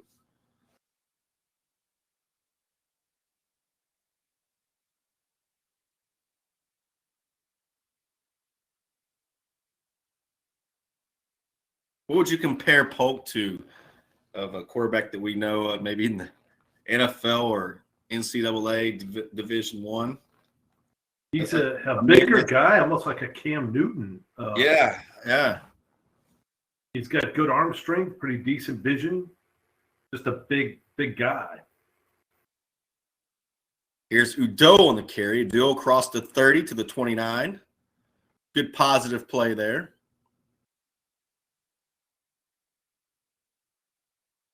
So Rocky Mountain All-Stars, I mean, if they could just eliminate these negative big loss plays on fumbled snaps or just misdirection plays that are, where an offensive lineman misses the blocks, they've got the athletes. They've got a couple good players where they can, if they can find in space, can move the football against this Colorado team. Trips to the left and one to the right. Polk again passing. Pressured, throws it up, left side, incomplete. Yeah, just a little inaccurate from Polk. We've seen he's had opportunities. He's had men open. So, it's a little disappointing to see him not be able to complete those passes. But, he's had opportunities out there. Yeah, his receiver definitely was open on that play.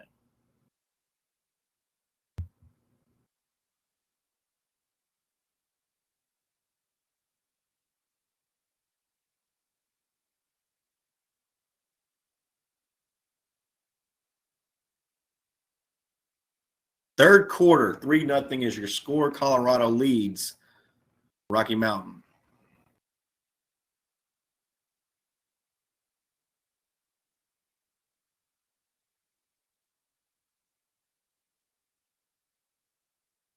Udo originally in the backfield. Now he's going to split out to the left in the slot. He'll join two other wide receivers out there.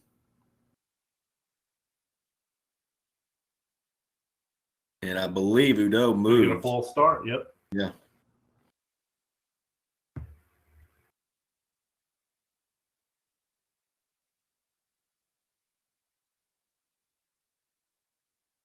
So that's exactly what I just got finished talking about, is eliminating these stupid penalties.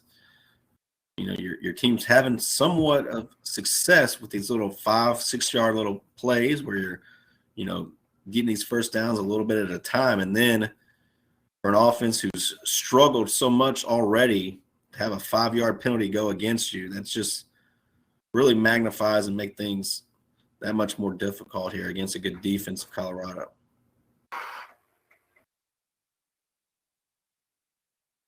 So now the ball's backed up all the way down to the 35-yard line.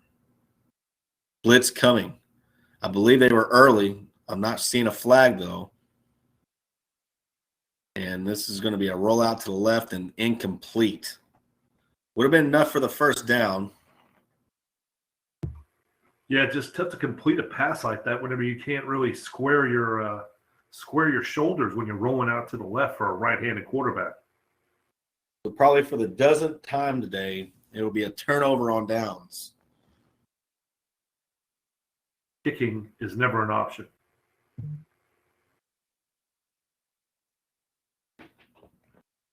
You got to feel that one of these defenses are going to have to do something to make the scoring easy. Some type of big turnover.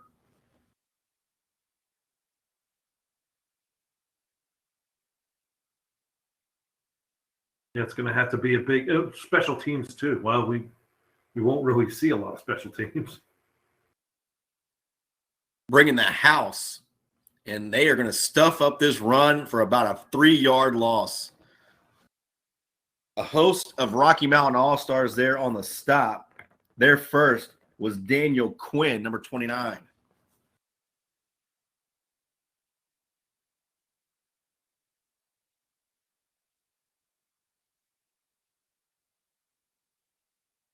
Second down and long for Colorado.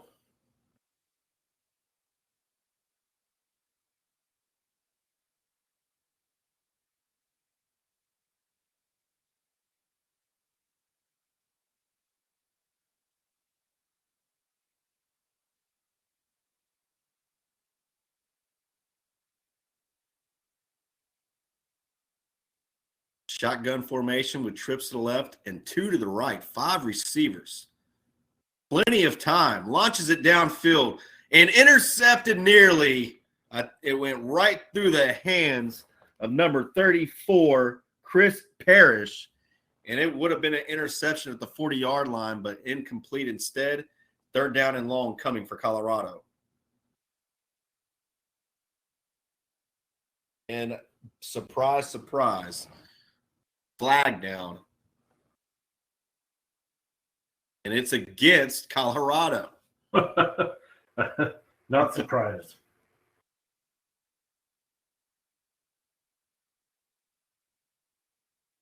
Did not see what the exact call was, but it does move the football back inside the 25 to the 23.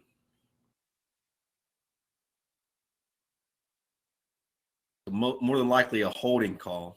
So second down and long.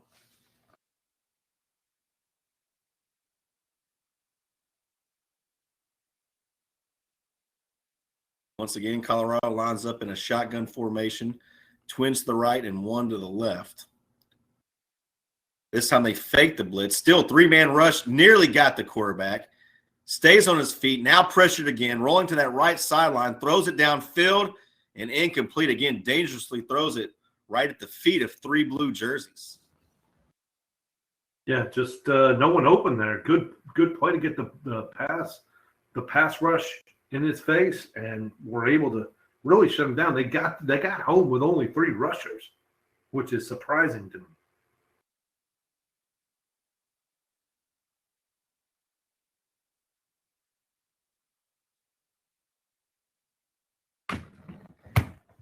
So that'll make it third down and long.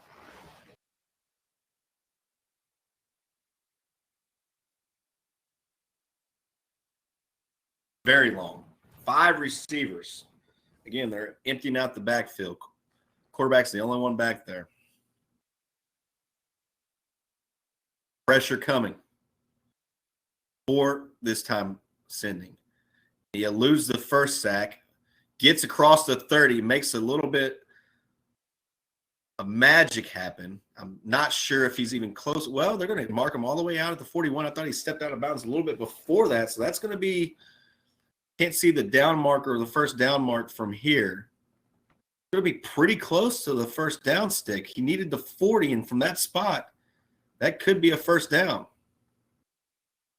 Yeah, they're going to mark him back at the 39. Yeah. I thought that was a pretty generous spot there.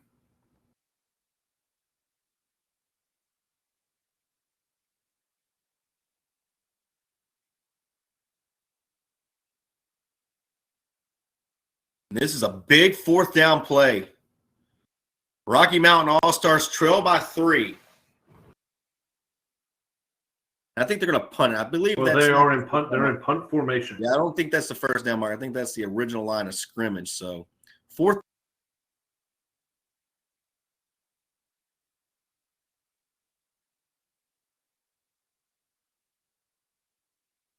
Really ugly punt. I couldn't tell if that was tipped or not.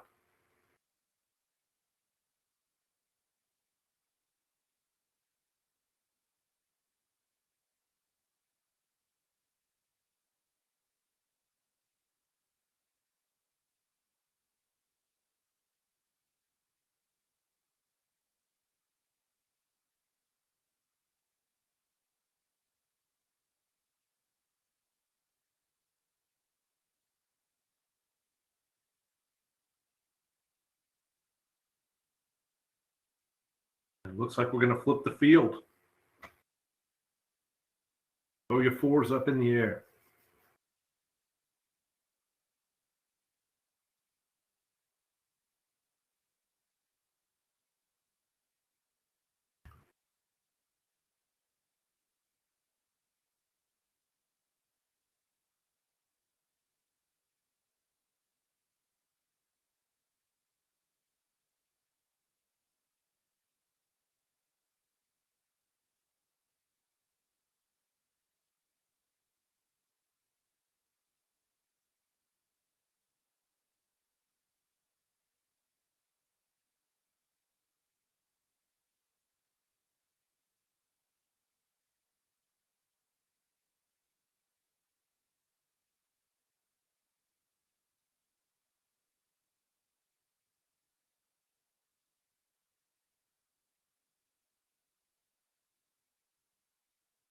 Welcome back to the fourth quarter here. It is the Rocky Mountain Football League 0, Colorado 3.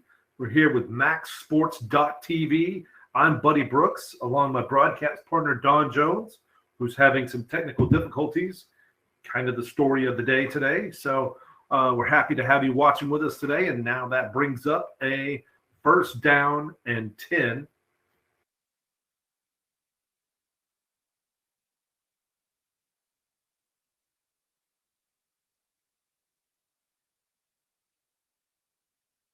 After they mark off the 10-yard holding penalty.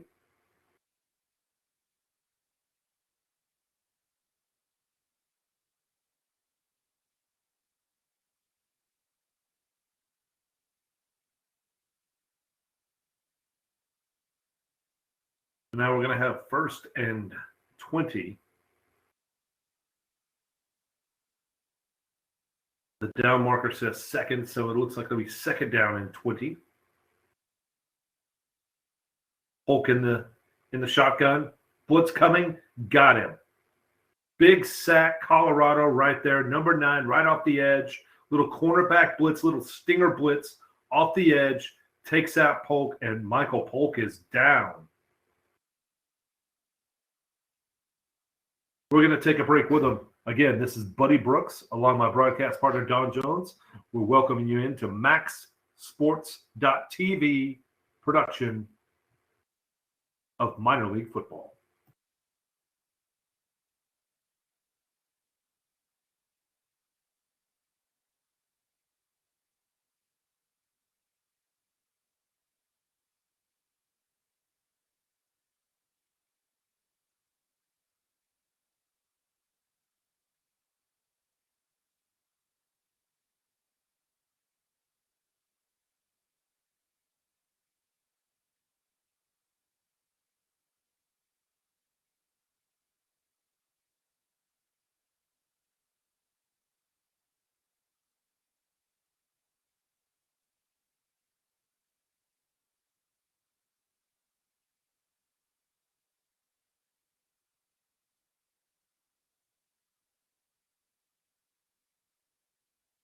And we're back. Looked like Michael Polk hobbled off the field a little bit. He was walking very gingerly on that ankle. So we're trying to get a number to see who has taken his place.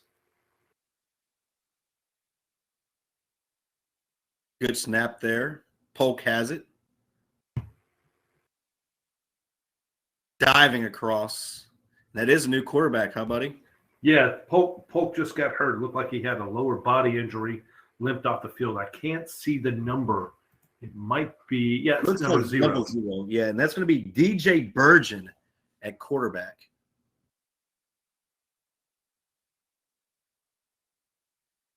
Definitely a little bit more elusive, not nearly as big.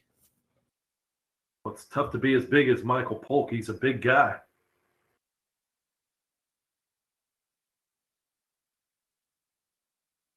DJ Burgeon, the new quarterback. Sometimes a change of pace could be a good thing. 5 receivers, trips to the right, twins to the left. 3-0 is your score.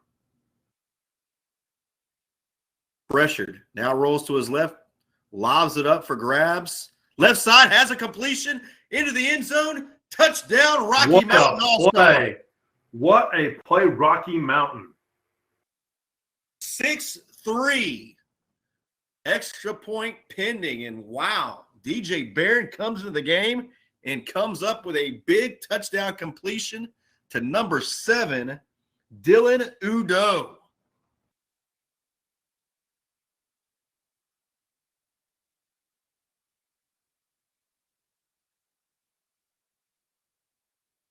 Just the answer that Rocky Mountain was looking for.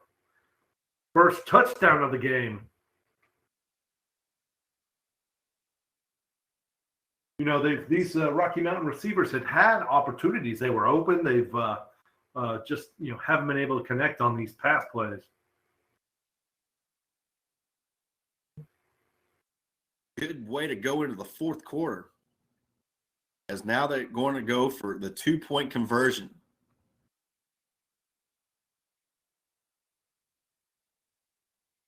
Colorado bringing the halves. Fakes the slant pattern out, throws it out to the left side, and has a position for a 2-point conversion. Just needed the second string quarterback in there to make an impact. 8-3 now. Patrick Frankie on the 2-point conversion catch. 8-3. The All-Stars lead Colorado. Big play there. Big turn of events where your offense is struggling and your quarterback goes down. You're like, wow, now we're really in trouble. Instead, the backup quarterback, DJ Burgeon, lights it up.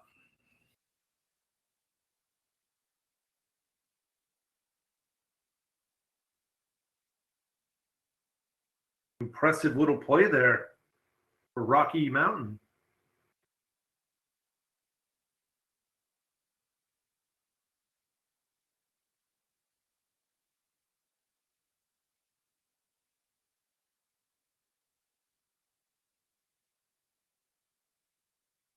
Again, we welcome all of our viewers for game 2 of our quadruple header. This is the Gambler Bowl. Colorado and Rocky Mountain All-Stars. It was a 3-0 game from about 3 minutes into the first quarter until about 20 seconds ago. As DJ Barron, the backup quarterback, comes in for Polk and throws a big touchdown pass to Dylan Ludeau. 2-point conversion was good. It's now 8-3 here in the fourth quarter. Who's going to take home the title of the Gambler Bowl? Pooch kick on the ground. It's up for grabs. There's a scrum point. There's a huge scrum at the 33-yard line, and I believe it is. They do. The Rocky Mountain All-Stars have recovered it.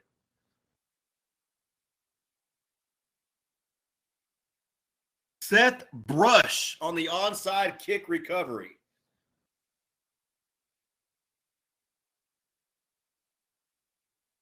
And in the process, there's an injured player. Cannot see. There look to be several injured players. Yeah.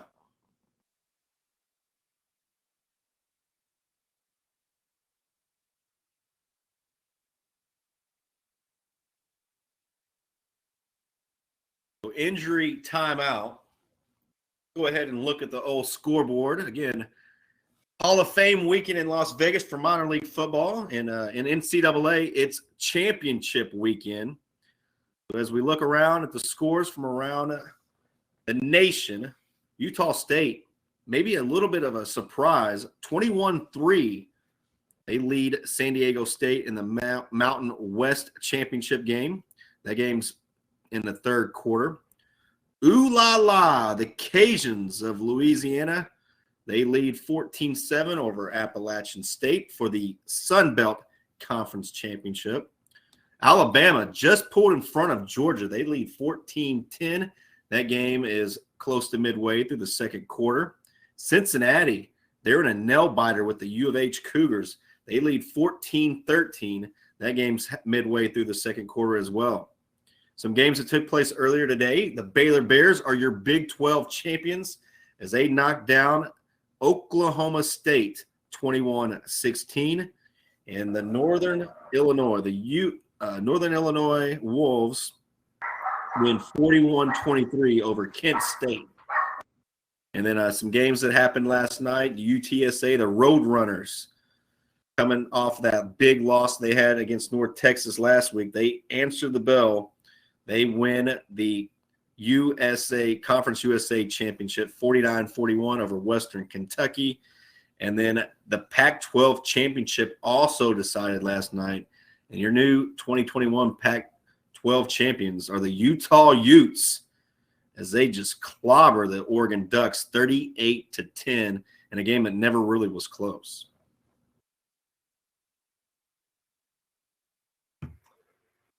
9-1 on the Utah Utes to pull off that victory. Just saying, you may know someone that bet that.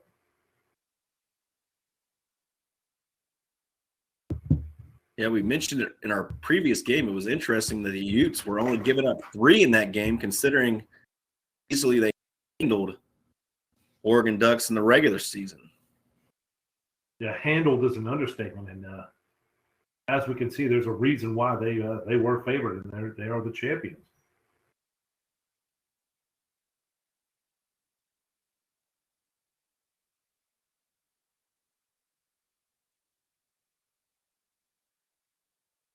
So back to the Gamblers Bowl as both players are now back to their sideline. It appears that there's okay. I'm not sure if they're going to be able to return, but nothing too serious. And the Rocky Mountain All-Stars have a first down and 10 at the 28-yard line. Check that 34-yard line. And the handoff goes right up the gut. About a yard gain on the first down play. Udo on the carry.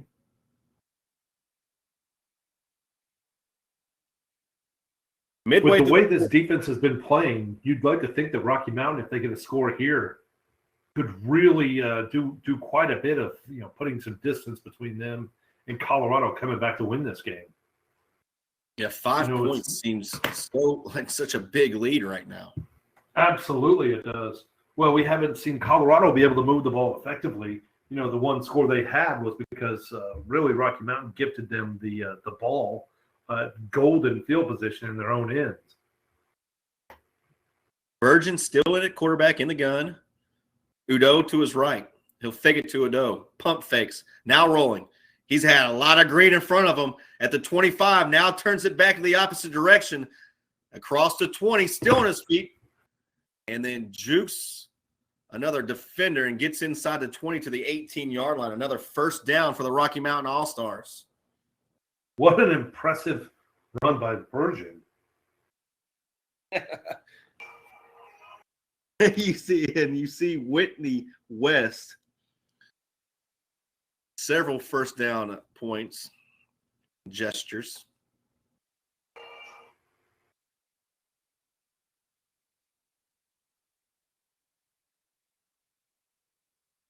Twins to each side. Virgin in the gun. Ludo is tailback. Lines up to the right.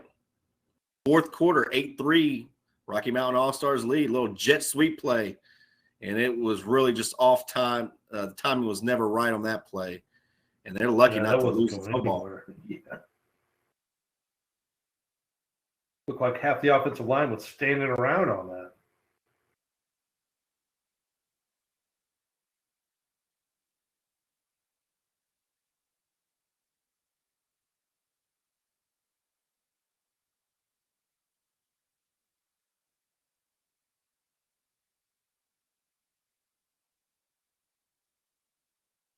The All-Stars from Rocky Mountain Football League break the huddle. Second down on the 20-yard line. They need the 8 for a first. Virgin sends a man in motion. Fakes the jet sweep. Now dumps it off to Udo. Udo, one-on-one, stiff arm, but can't get it. Great open field tackle there by the cornerback of Colorado, saving probably another touchdown. That was a big open field tackle right there. It did save the touchdown. That was actually not Udo on the reception. It was Jake Davis.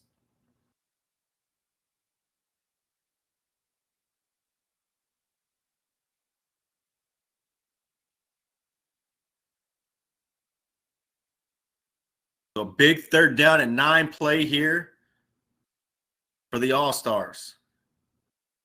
They need the 8. Blitz coming. Picked up. Lofts it into the end zone. Up for grabs. And falls incomplete. Fourth down, forced now by the Colorado defense. And as you said, buddy, this is probably the play of the game because if you score here, you're running out of time. And again, remember, we don't have access to the clocks. We don't know how much time's left on the clock when the scoreboards are not operating right now.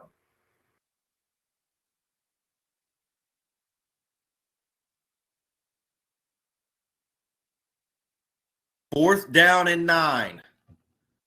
DJ Burgeon coming in for Polk, and he's made a huge difference for this offense. Flag down, and I believe this is going to be whistled dead before it even starts. So this 4th down and 9 is in all likelihood going to become a 4th down and 14.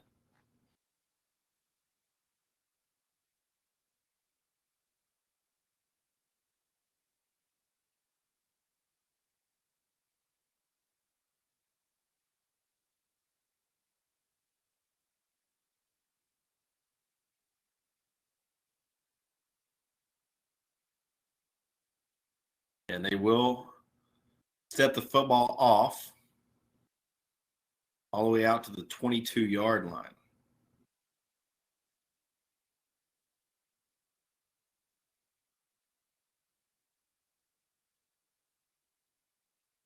We've seen Burgeon be magical tonight. He's going to need a little bit of magic here on 4th and 14. Steps up in the pocket, thinking about running. Now he's going to throw it out into the end zone. Has a man. No, it's going to be intercepted. A one-handed grab into the end zone. And here comes Colorado down the 20, down at the 23. Big defensive stop there by Colorado. And it's still an 8-3 game with just moments left in the 4th quarter.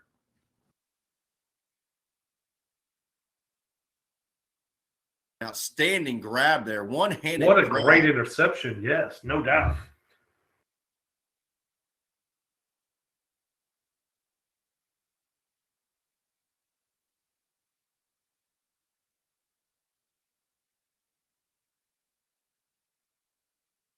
So again, not exactly sure how much time is left, but you got to think this was possibly one, if not the second to last possession for Colorado.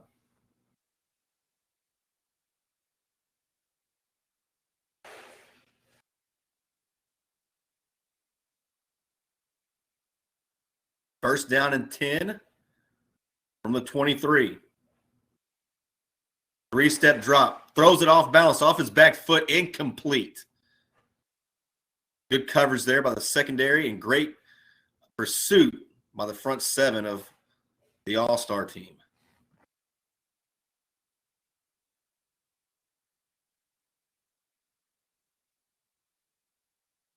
Yeah, this has definitely been a defensive struggle. Both offenses struggling to get anything going.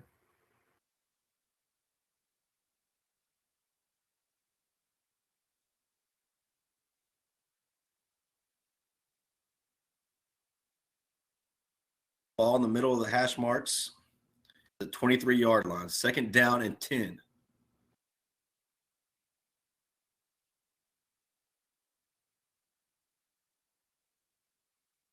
Gives to his tailback.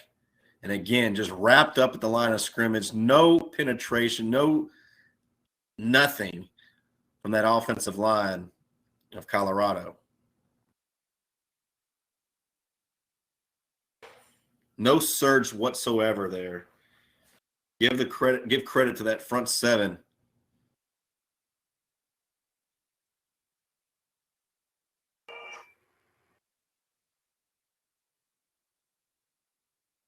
So this will be an interesting play called backed up deep in your own territory. Late in the 4th quarter, down 8-3. Yeah, this would be – sure would like to know how much time's left on the clock because it's really going to impact your whole strategy.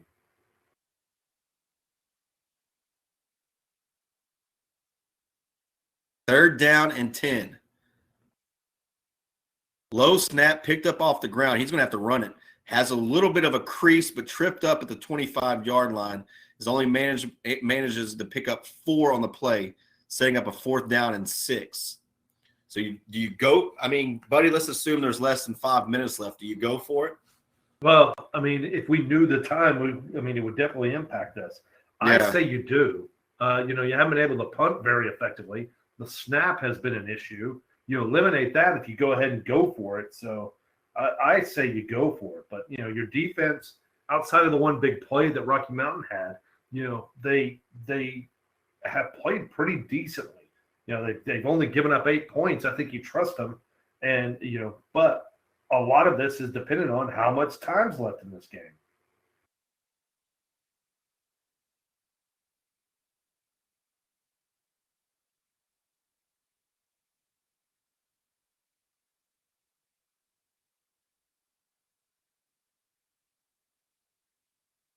Let's see what Team Colorado chooses to do here. And they're going to choose to take a timeout first to think about it. Yeah, so that tells you you're not going to burn a timeout just to punt. So yeah, you got to make sure you get the right play call here. Figure out how you think you can best attack this defense, and you go with it. Make sure you got the right personnel in.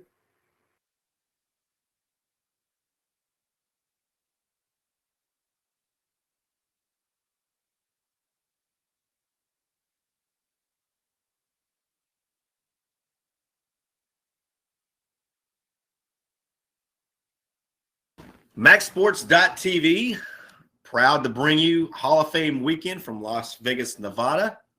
It's the Gamblers Bowl. Team Colorado trails 8-3 to the Rocky Mountain Football League All-Stars late in the fourth quarter, and a 4th down and 6 coming.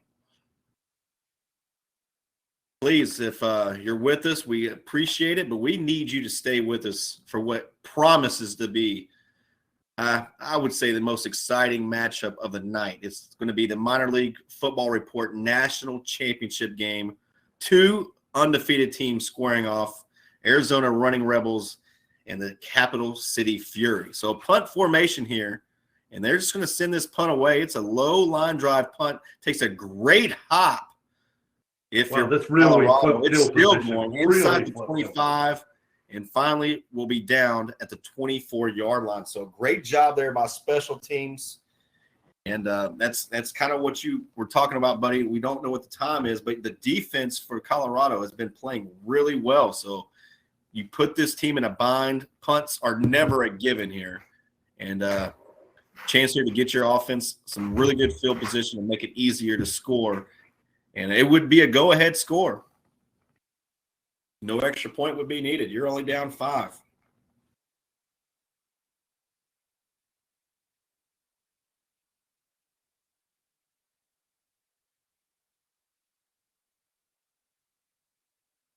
So let's see what DJ Burgeon can do now that he's backed up inside his 25-yard line.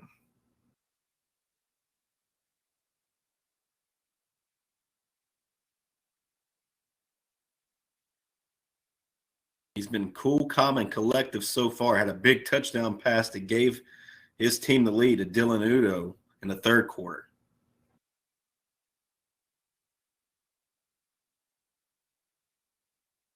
Now Burgeon's in the gun. Hands it to Udo.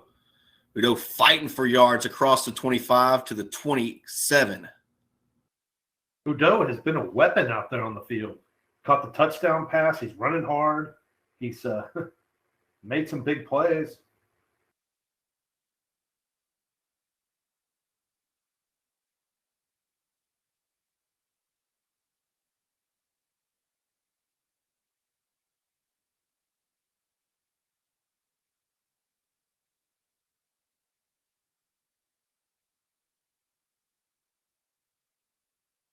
They're going to mark him at the 28-yard line officially. It'll make it a 2nd down and 6.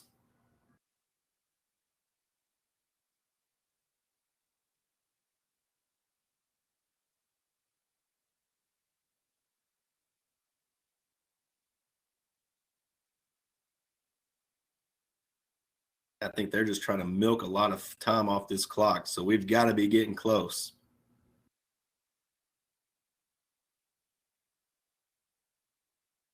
Now Burgeon gets it, fakes the handoff. He's going to keep it, hides behind a couple blockers, is close to the 1st down. Not quite there yet. He's going to be about 2, maybe 3 yards shy.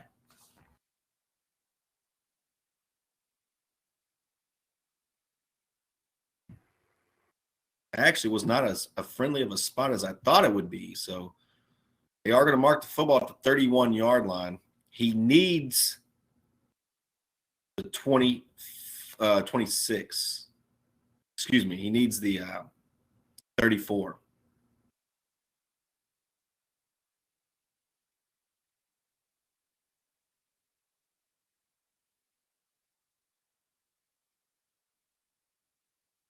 Pistol formation this time.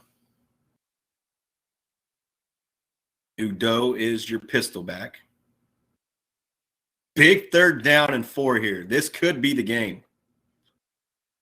Pitch play, one-handed grab, and that was nearly disastrous. That could have easily been taken the other way. Instead, Udo one hand grabs it, but it's going to be a 5-yard loss, making it 4th down and long. Yeah, that was questionable play calling there. That could have definitely been a fumble or some type of turnover there. Now let's see if the coaching staff for this Colorado bunch can they design up some plays, maybe go on this game-winning drive. Well, again, we don't know how much time's left in the game. Now they're going to be. Looks like they might just punt this one away. Let their defense play it out. Low snap, punt, nearly blocked. Wow! I don't know how he didn't block it. To be honest with you, we got a false start. But he jumped over the football, I think. Yeah. Didn't time his jump right. And look at that view. See the Luxor in the background? Yeah. Mandalay Bay. Great job there by our camera crew.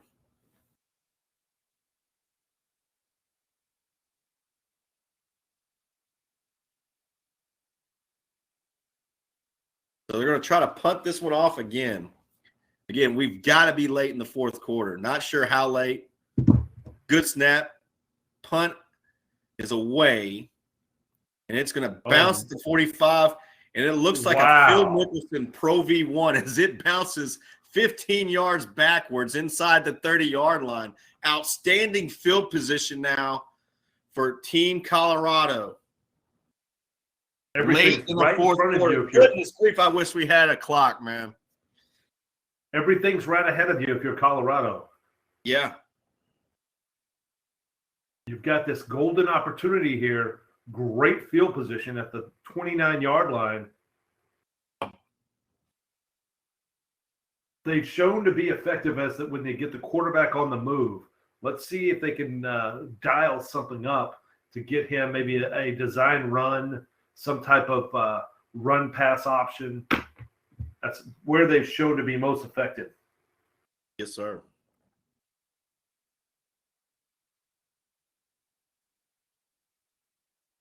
Eight to 3, Rocky Mountain All-Stars in the dark jerseys with the lead.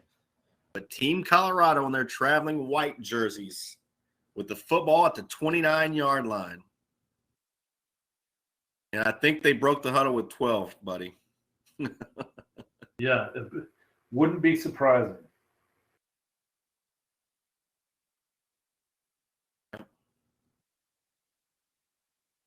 Buddy, I don't really see that call very often, like maybe until today. Twice a whole football season. And I've seen it probably a dozen times today. And I'm not even exaggerating.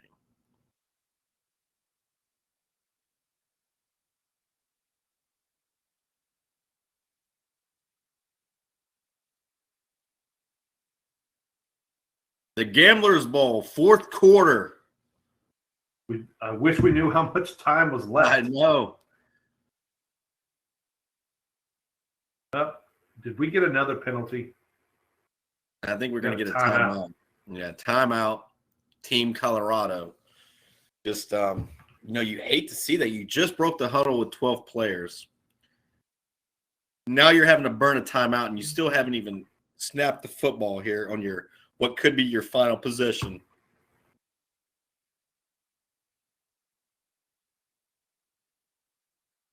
So this is a time where you just kind of like, all right, we got a 1st down and 15. We got so much time left on the clock.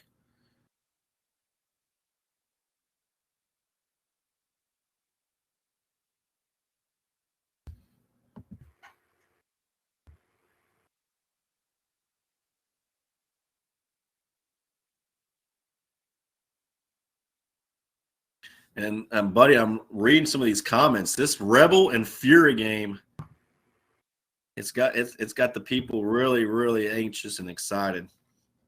I'm excited about seeing this one too. The Minor League Football Report National Championship game. Undefeated Arizona Running Rebels against the undefeated Capital City Fury. I got a lot of stats on that. But first, let's finish off this Gamblers Bowl. 8-3. Colorado with a chance to go up, though. Back to pass, right side, incomplete. Once again, throwing it into double coverage. Good job there by the secondary of the Rocky Mountain.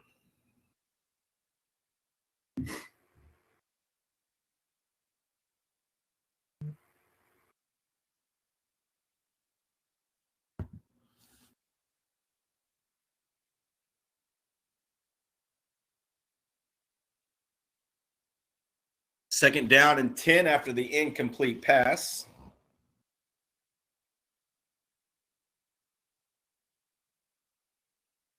Ball's at the 34-yard line. Again, it's touchdown or nothing here for Colorado. Send a man in motion. It's the tight end to the left. Quarterback keep left side. Has the left. Turns it upfield 30, 25, 20. Makes a man miss. Oh, wow. Touchdown, Colorado. 9-8. Extra point pending. Again, for those of y'all just tuning in, we do not have a roster for Team Colorado. It's not provided for us, so we are just calling out numbers here. But that was a fantastic run by number 12. And we touched on it right before this drive began, Don. It'd be important to see if they could get number 12, their biggest playmaker, on the move. That's where they had shown the most effectiveness, and they did. They did on that play, and it paid off in spades. So a big 2-point conversion attempt, or will they try an extra point attempt? I would say they would need to go for 2 right here. Yeah, you've got to go for 2 here. This is a 2-point conversion or bust. Big playability, though, on the Rocky Mountain Football League All-Stars. We've already seen one huge play to Ludeau from the backup quarterback, DJ Burgeon. So there's still plenty of time, I would think. I don't know, depending on what the watch says of the referees. But if there's even a couple minutes left, there's still some time.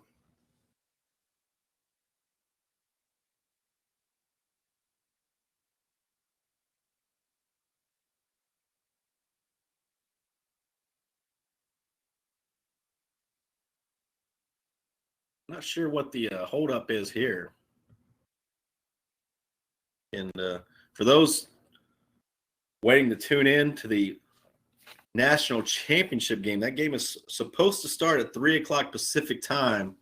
That's about 22 minutes from now. So we'll try to get word from our headquarters whether or not that game's going to go on time.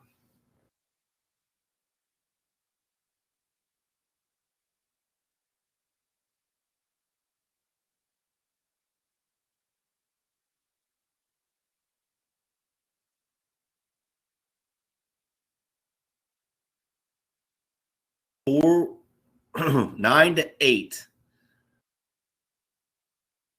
2-point conversion on the way.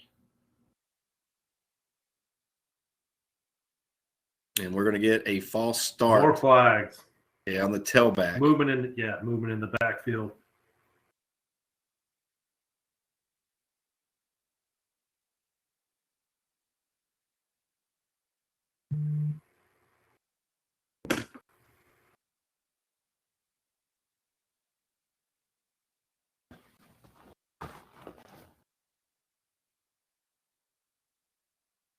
Here we go.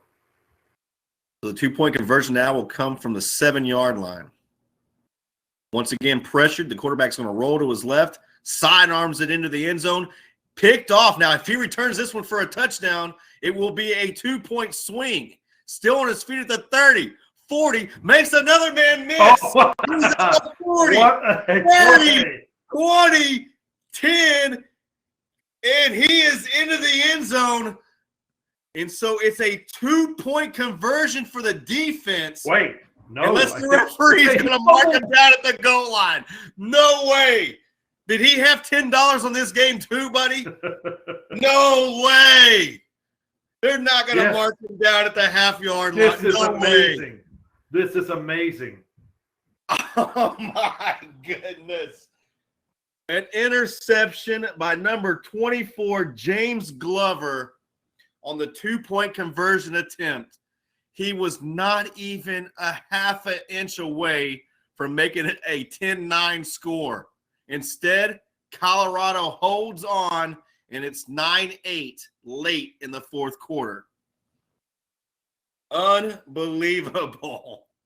Oh, wow. What a turn of events there. I cannot believe he didn't get into the end zone, buddy. Insane. I can't believe it came down to that.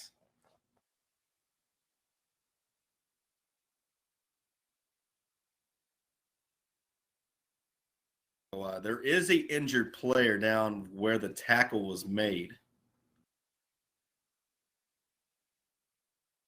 It appeared to be a lower leg injury when we initially had it zoomed in on. Again, we're not doctors here, but it did look like a lower leg injury, and the young man seemed to be in a little bit of pain. So here's the scenario now. It's 9-8. We have no idea how much time's left. We do know it's in the waning moments of the fourth quarter. It could be 1 minute. It could be 3 minutes. I would say it's probably 3 minutes or less. No clue, though.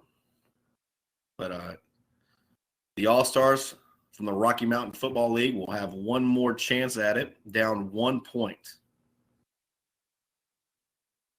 Nearly took the lead on a 2-point conversion going the other way on an interception return.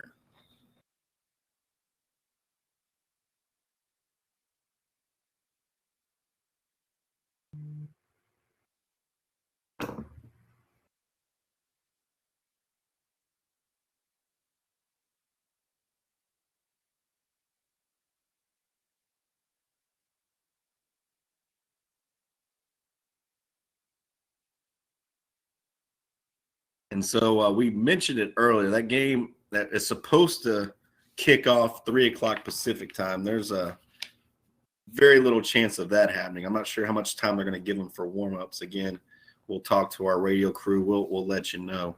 I say talk to our radio crew, talk to our engineering and producing crew who's on site and try to get that for you.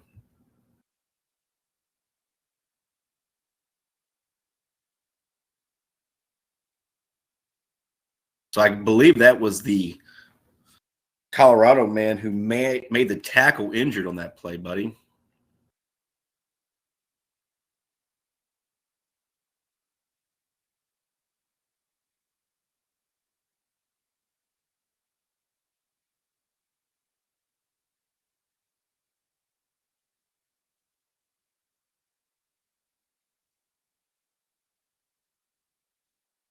If you're just joining us, there's also some issues with the dressing rooms on this at this campus. So they're not allowing any of the teams to change in there or to be in there. So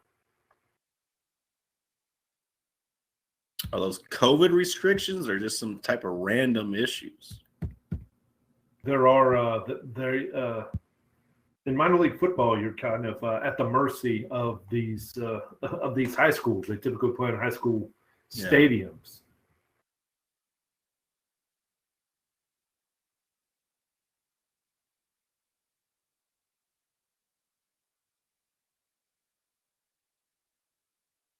Again, I wish we knew how much time was left in this game. And, buddy, there must have been a flag thrown against Rocky Mountain. Well, yeah, because he was about to tee it off at the 45-yard line. Nobody was going to say anything. either. You would have Trying to thought pull a Rocky fast one, Mountain yeah. team might have said, "Hey, let's go." They were just lining up, right, going along with it.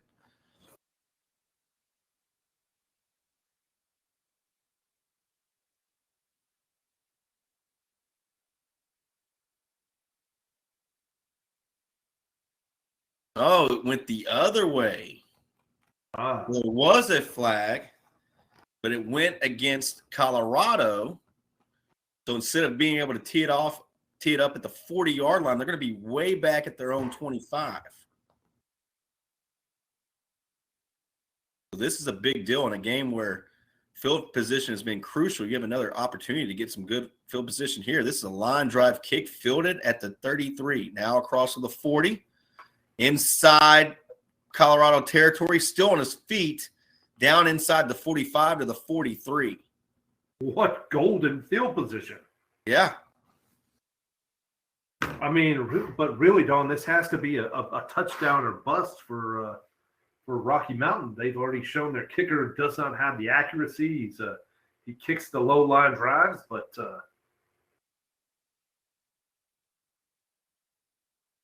he attempted a 40-yard field goal to end the first half, and it was well short. It was actually even able to be fielded for a return that nearly went the distance. Not as close as the 2-point conversion interception return. yep. Still, that was what a crazy way. If that's how this game ends, what a crazy way to end this game. No doubt. Scoring difference.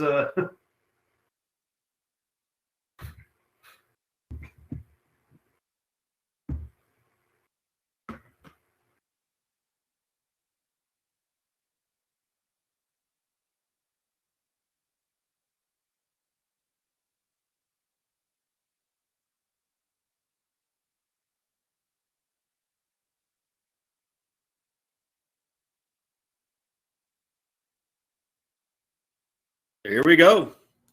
Late fourth quarter heroics needed by DJ Burgeon. The all-star offense out of the Rocky Mountain Football League.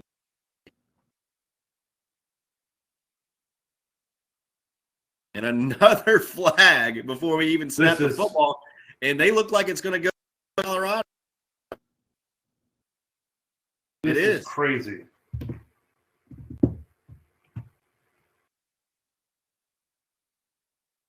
I don't get it.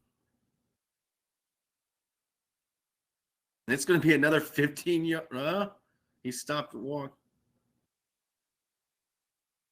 Yeah.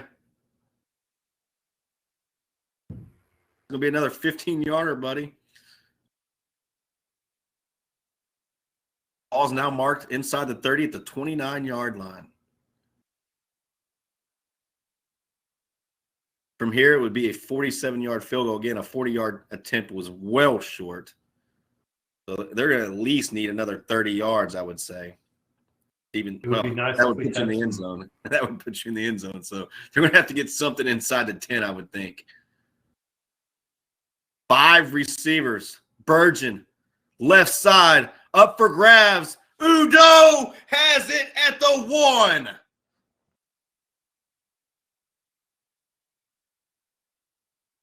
How much time is remaining?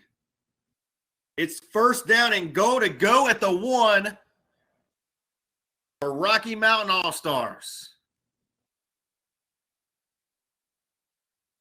Did they get the timeout in? I'm not sure if they even called one, buddy, or if they needed to call one. Be nice to have some indication about how much time's left on the clock. They are going to call a They timeout. did get a timeout. We've got to be seconds remaining by just the way that they called that timeout so quickly. 9-8. Colorado leads by 1. But another Burgeon pass to Udo as the Rocky Mountain All-Stars first and goal from the 1.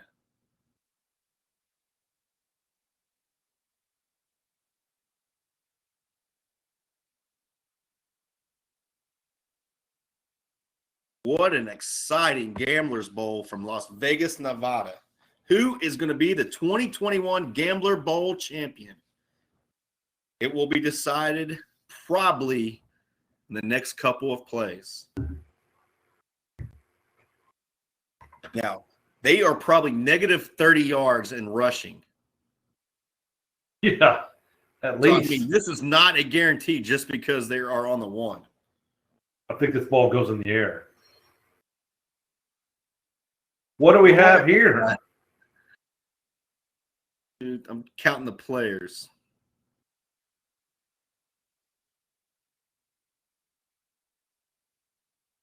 And a penalty probably wouldn't hurt as much as you would think. Yeah, and it is going to go against Rocky Mountain.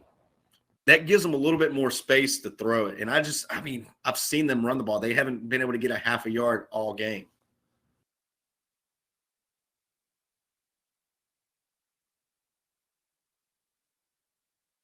So now 1st and goal from the 6.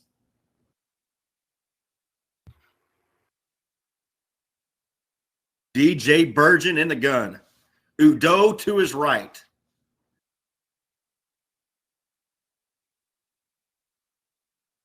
Well, what do you know? Another flag. And it's going to go against the Rocky All-Stars. Mountain. Wow.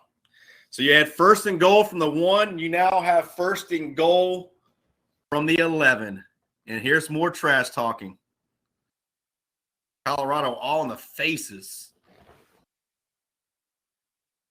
of the All-Stars from Rocky Mountain.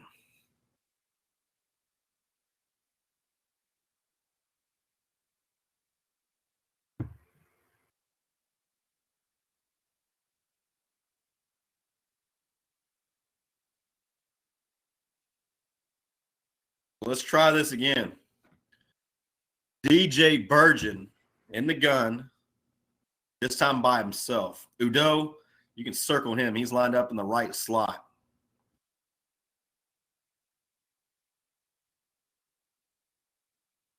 This time the snap's away.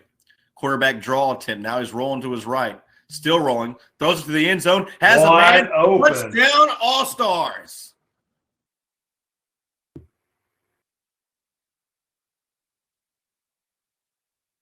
$14-9. Touchdown reception to Elliot Alexander. First time we've called Alexander's name all night today, buddy. Yep. Nice play. He was wide open. That was easy pitch and catch.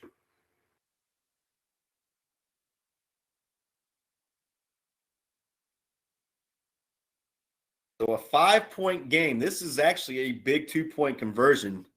This could make it a 7-point game, which would make the Colorado team convert their 2-point conversion to win or kick an extra point to tie, whichever they decide. But we've seen how these are no guarantees.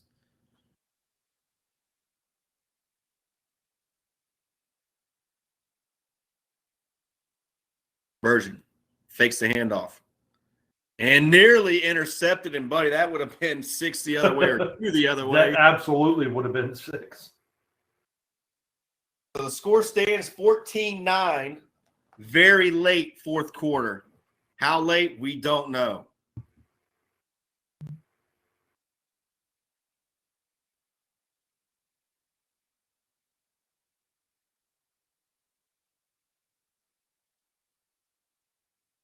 A little bit of offense here to We were stuck on 3-0 for the longest. Yeah, it was 3-0 heading into the 4th quarter. We've seen 3 touchdowns since then. 2 for the Rocky Mountain All-Stars and 1 for Colorado.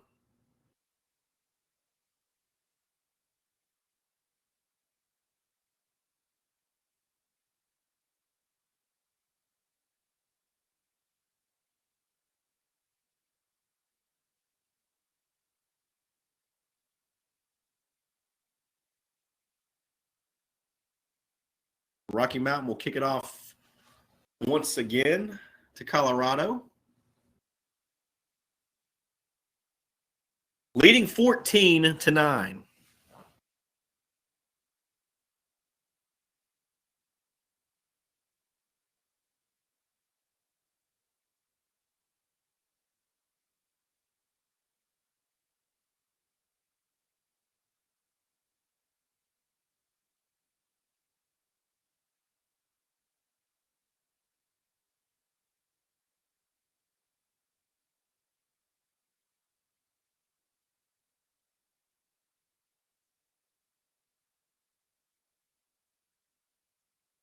Waiting the kick.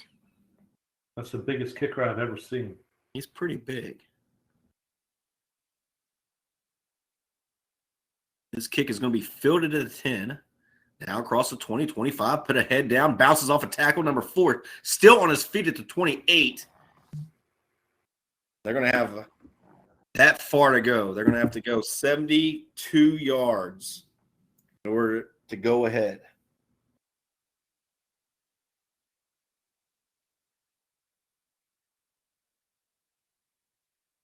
There's another number 10. I think that's Polk there on the sideline. He has his shoulder pads off, so I don't see him returning. I don't know if he would return anyway, as good as production as we're seeing from DJ Burgeon.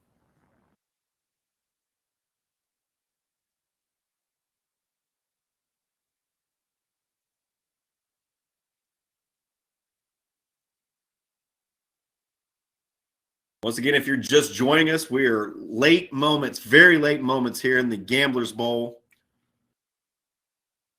Following this game is what I believe a lot of our viewers are waiting for, the main event of tonight, the Minor League Football Report National Championship game. Undefeated Arizona Runnin' Rebels taking on the Capital City Fury. Both teams undefeated. Both teams won their leagues handedly. And now they're going to take aim here in the national championship.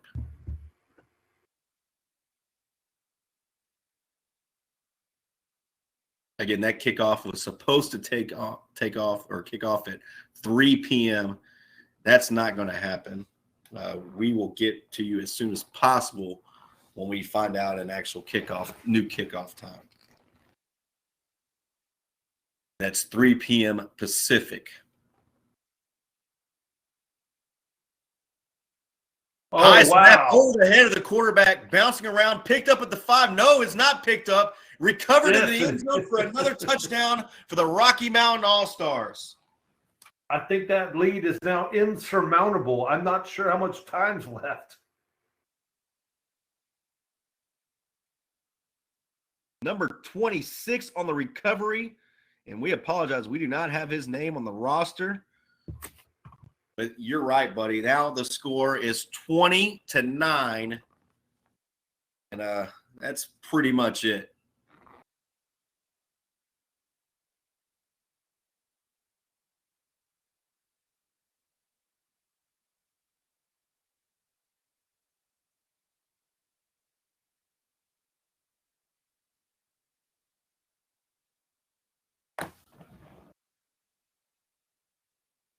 The All-Stars from Rocky Mountain, they're going to have a good time in Vegas tonight. There'll be a little bit of a celebration party.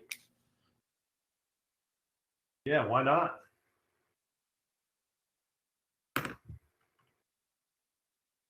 Not sure what their travel schedule is, but you have to think this being played, you set aside a little party night for celebration. Head back Sunday.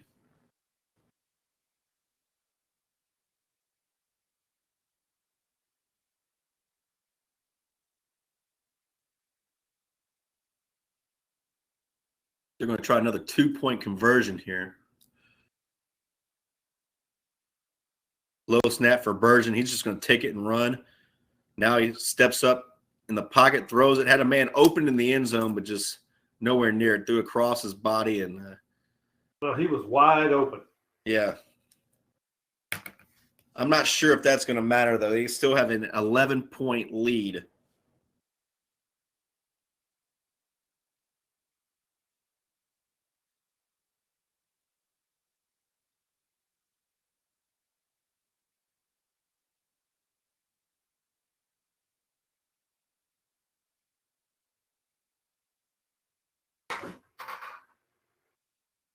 home of the Sierra Vista Mountain Lions.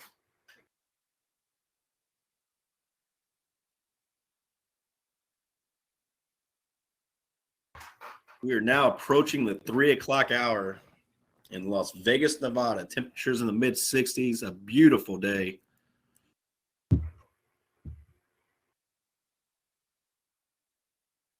Hall of Fame weekend for minor league football. Tradition that goes a long time back. And it's always met with a very, very exciting game, and that's coming up next. It's our featured game of the evening. The Minor League Football Report National Championship.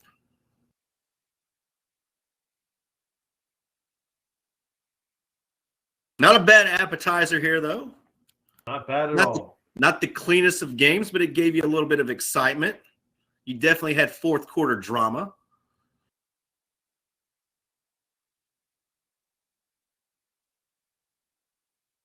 Right-footed kicker lifts this one high in the air. Fielded and bobbled at the 32. Picks it up now across the 35, driving his legs forward across the 40 to the 43.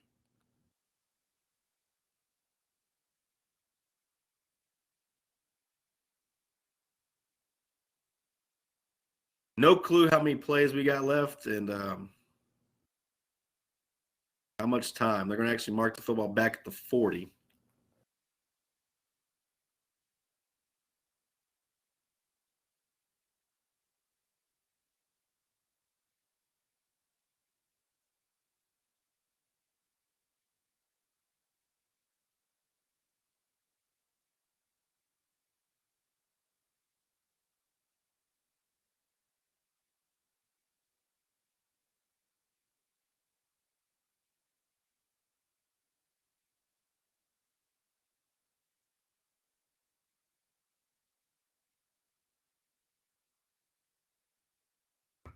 Well, Don, this has been a game full of penalties and miscues and delayed drives, and here we are.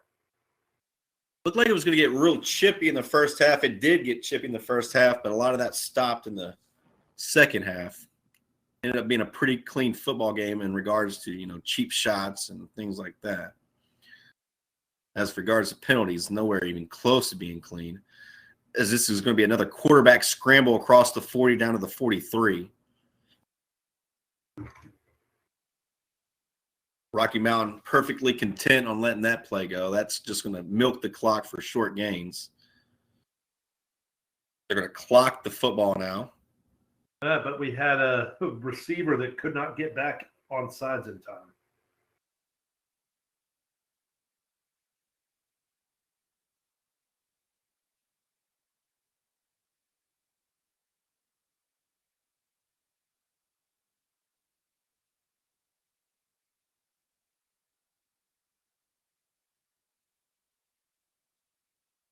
And I think that's going to be it, buddy.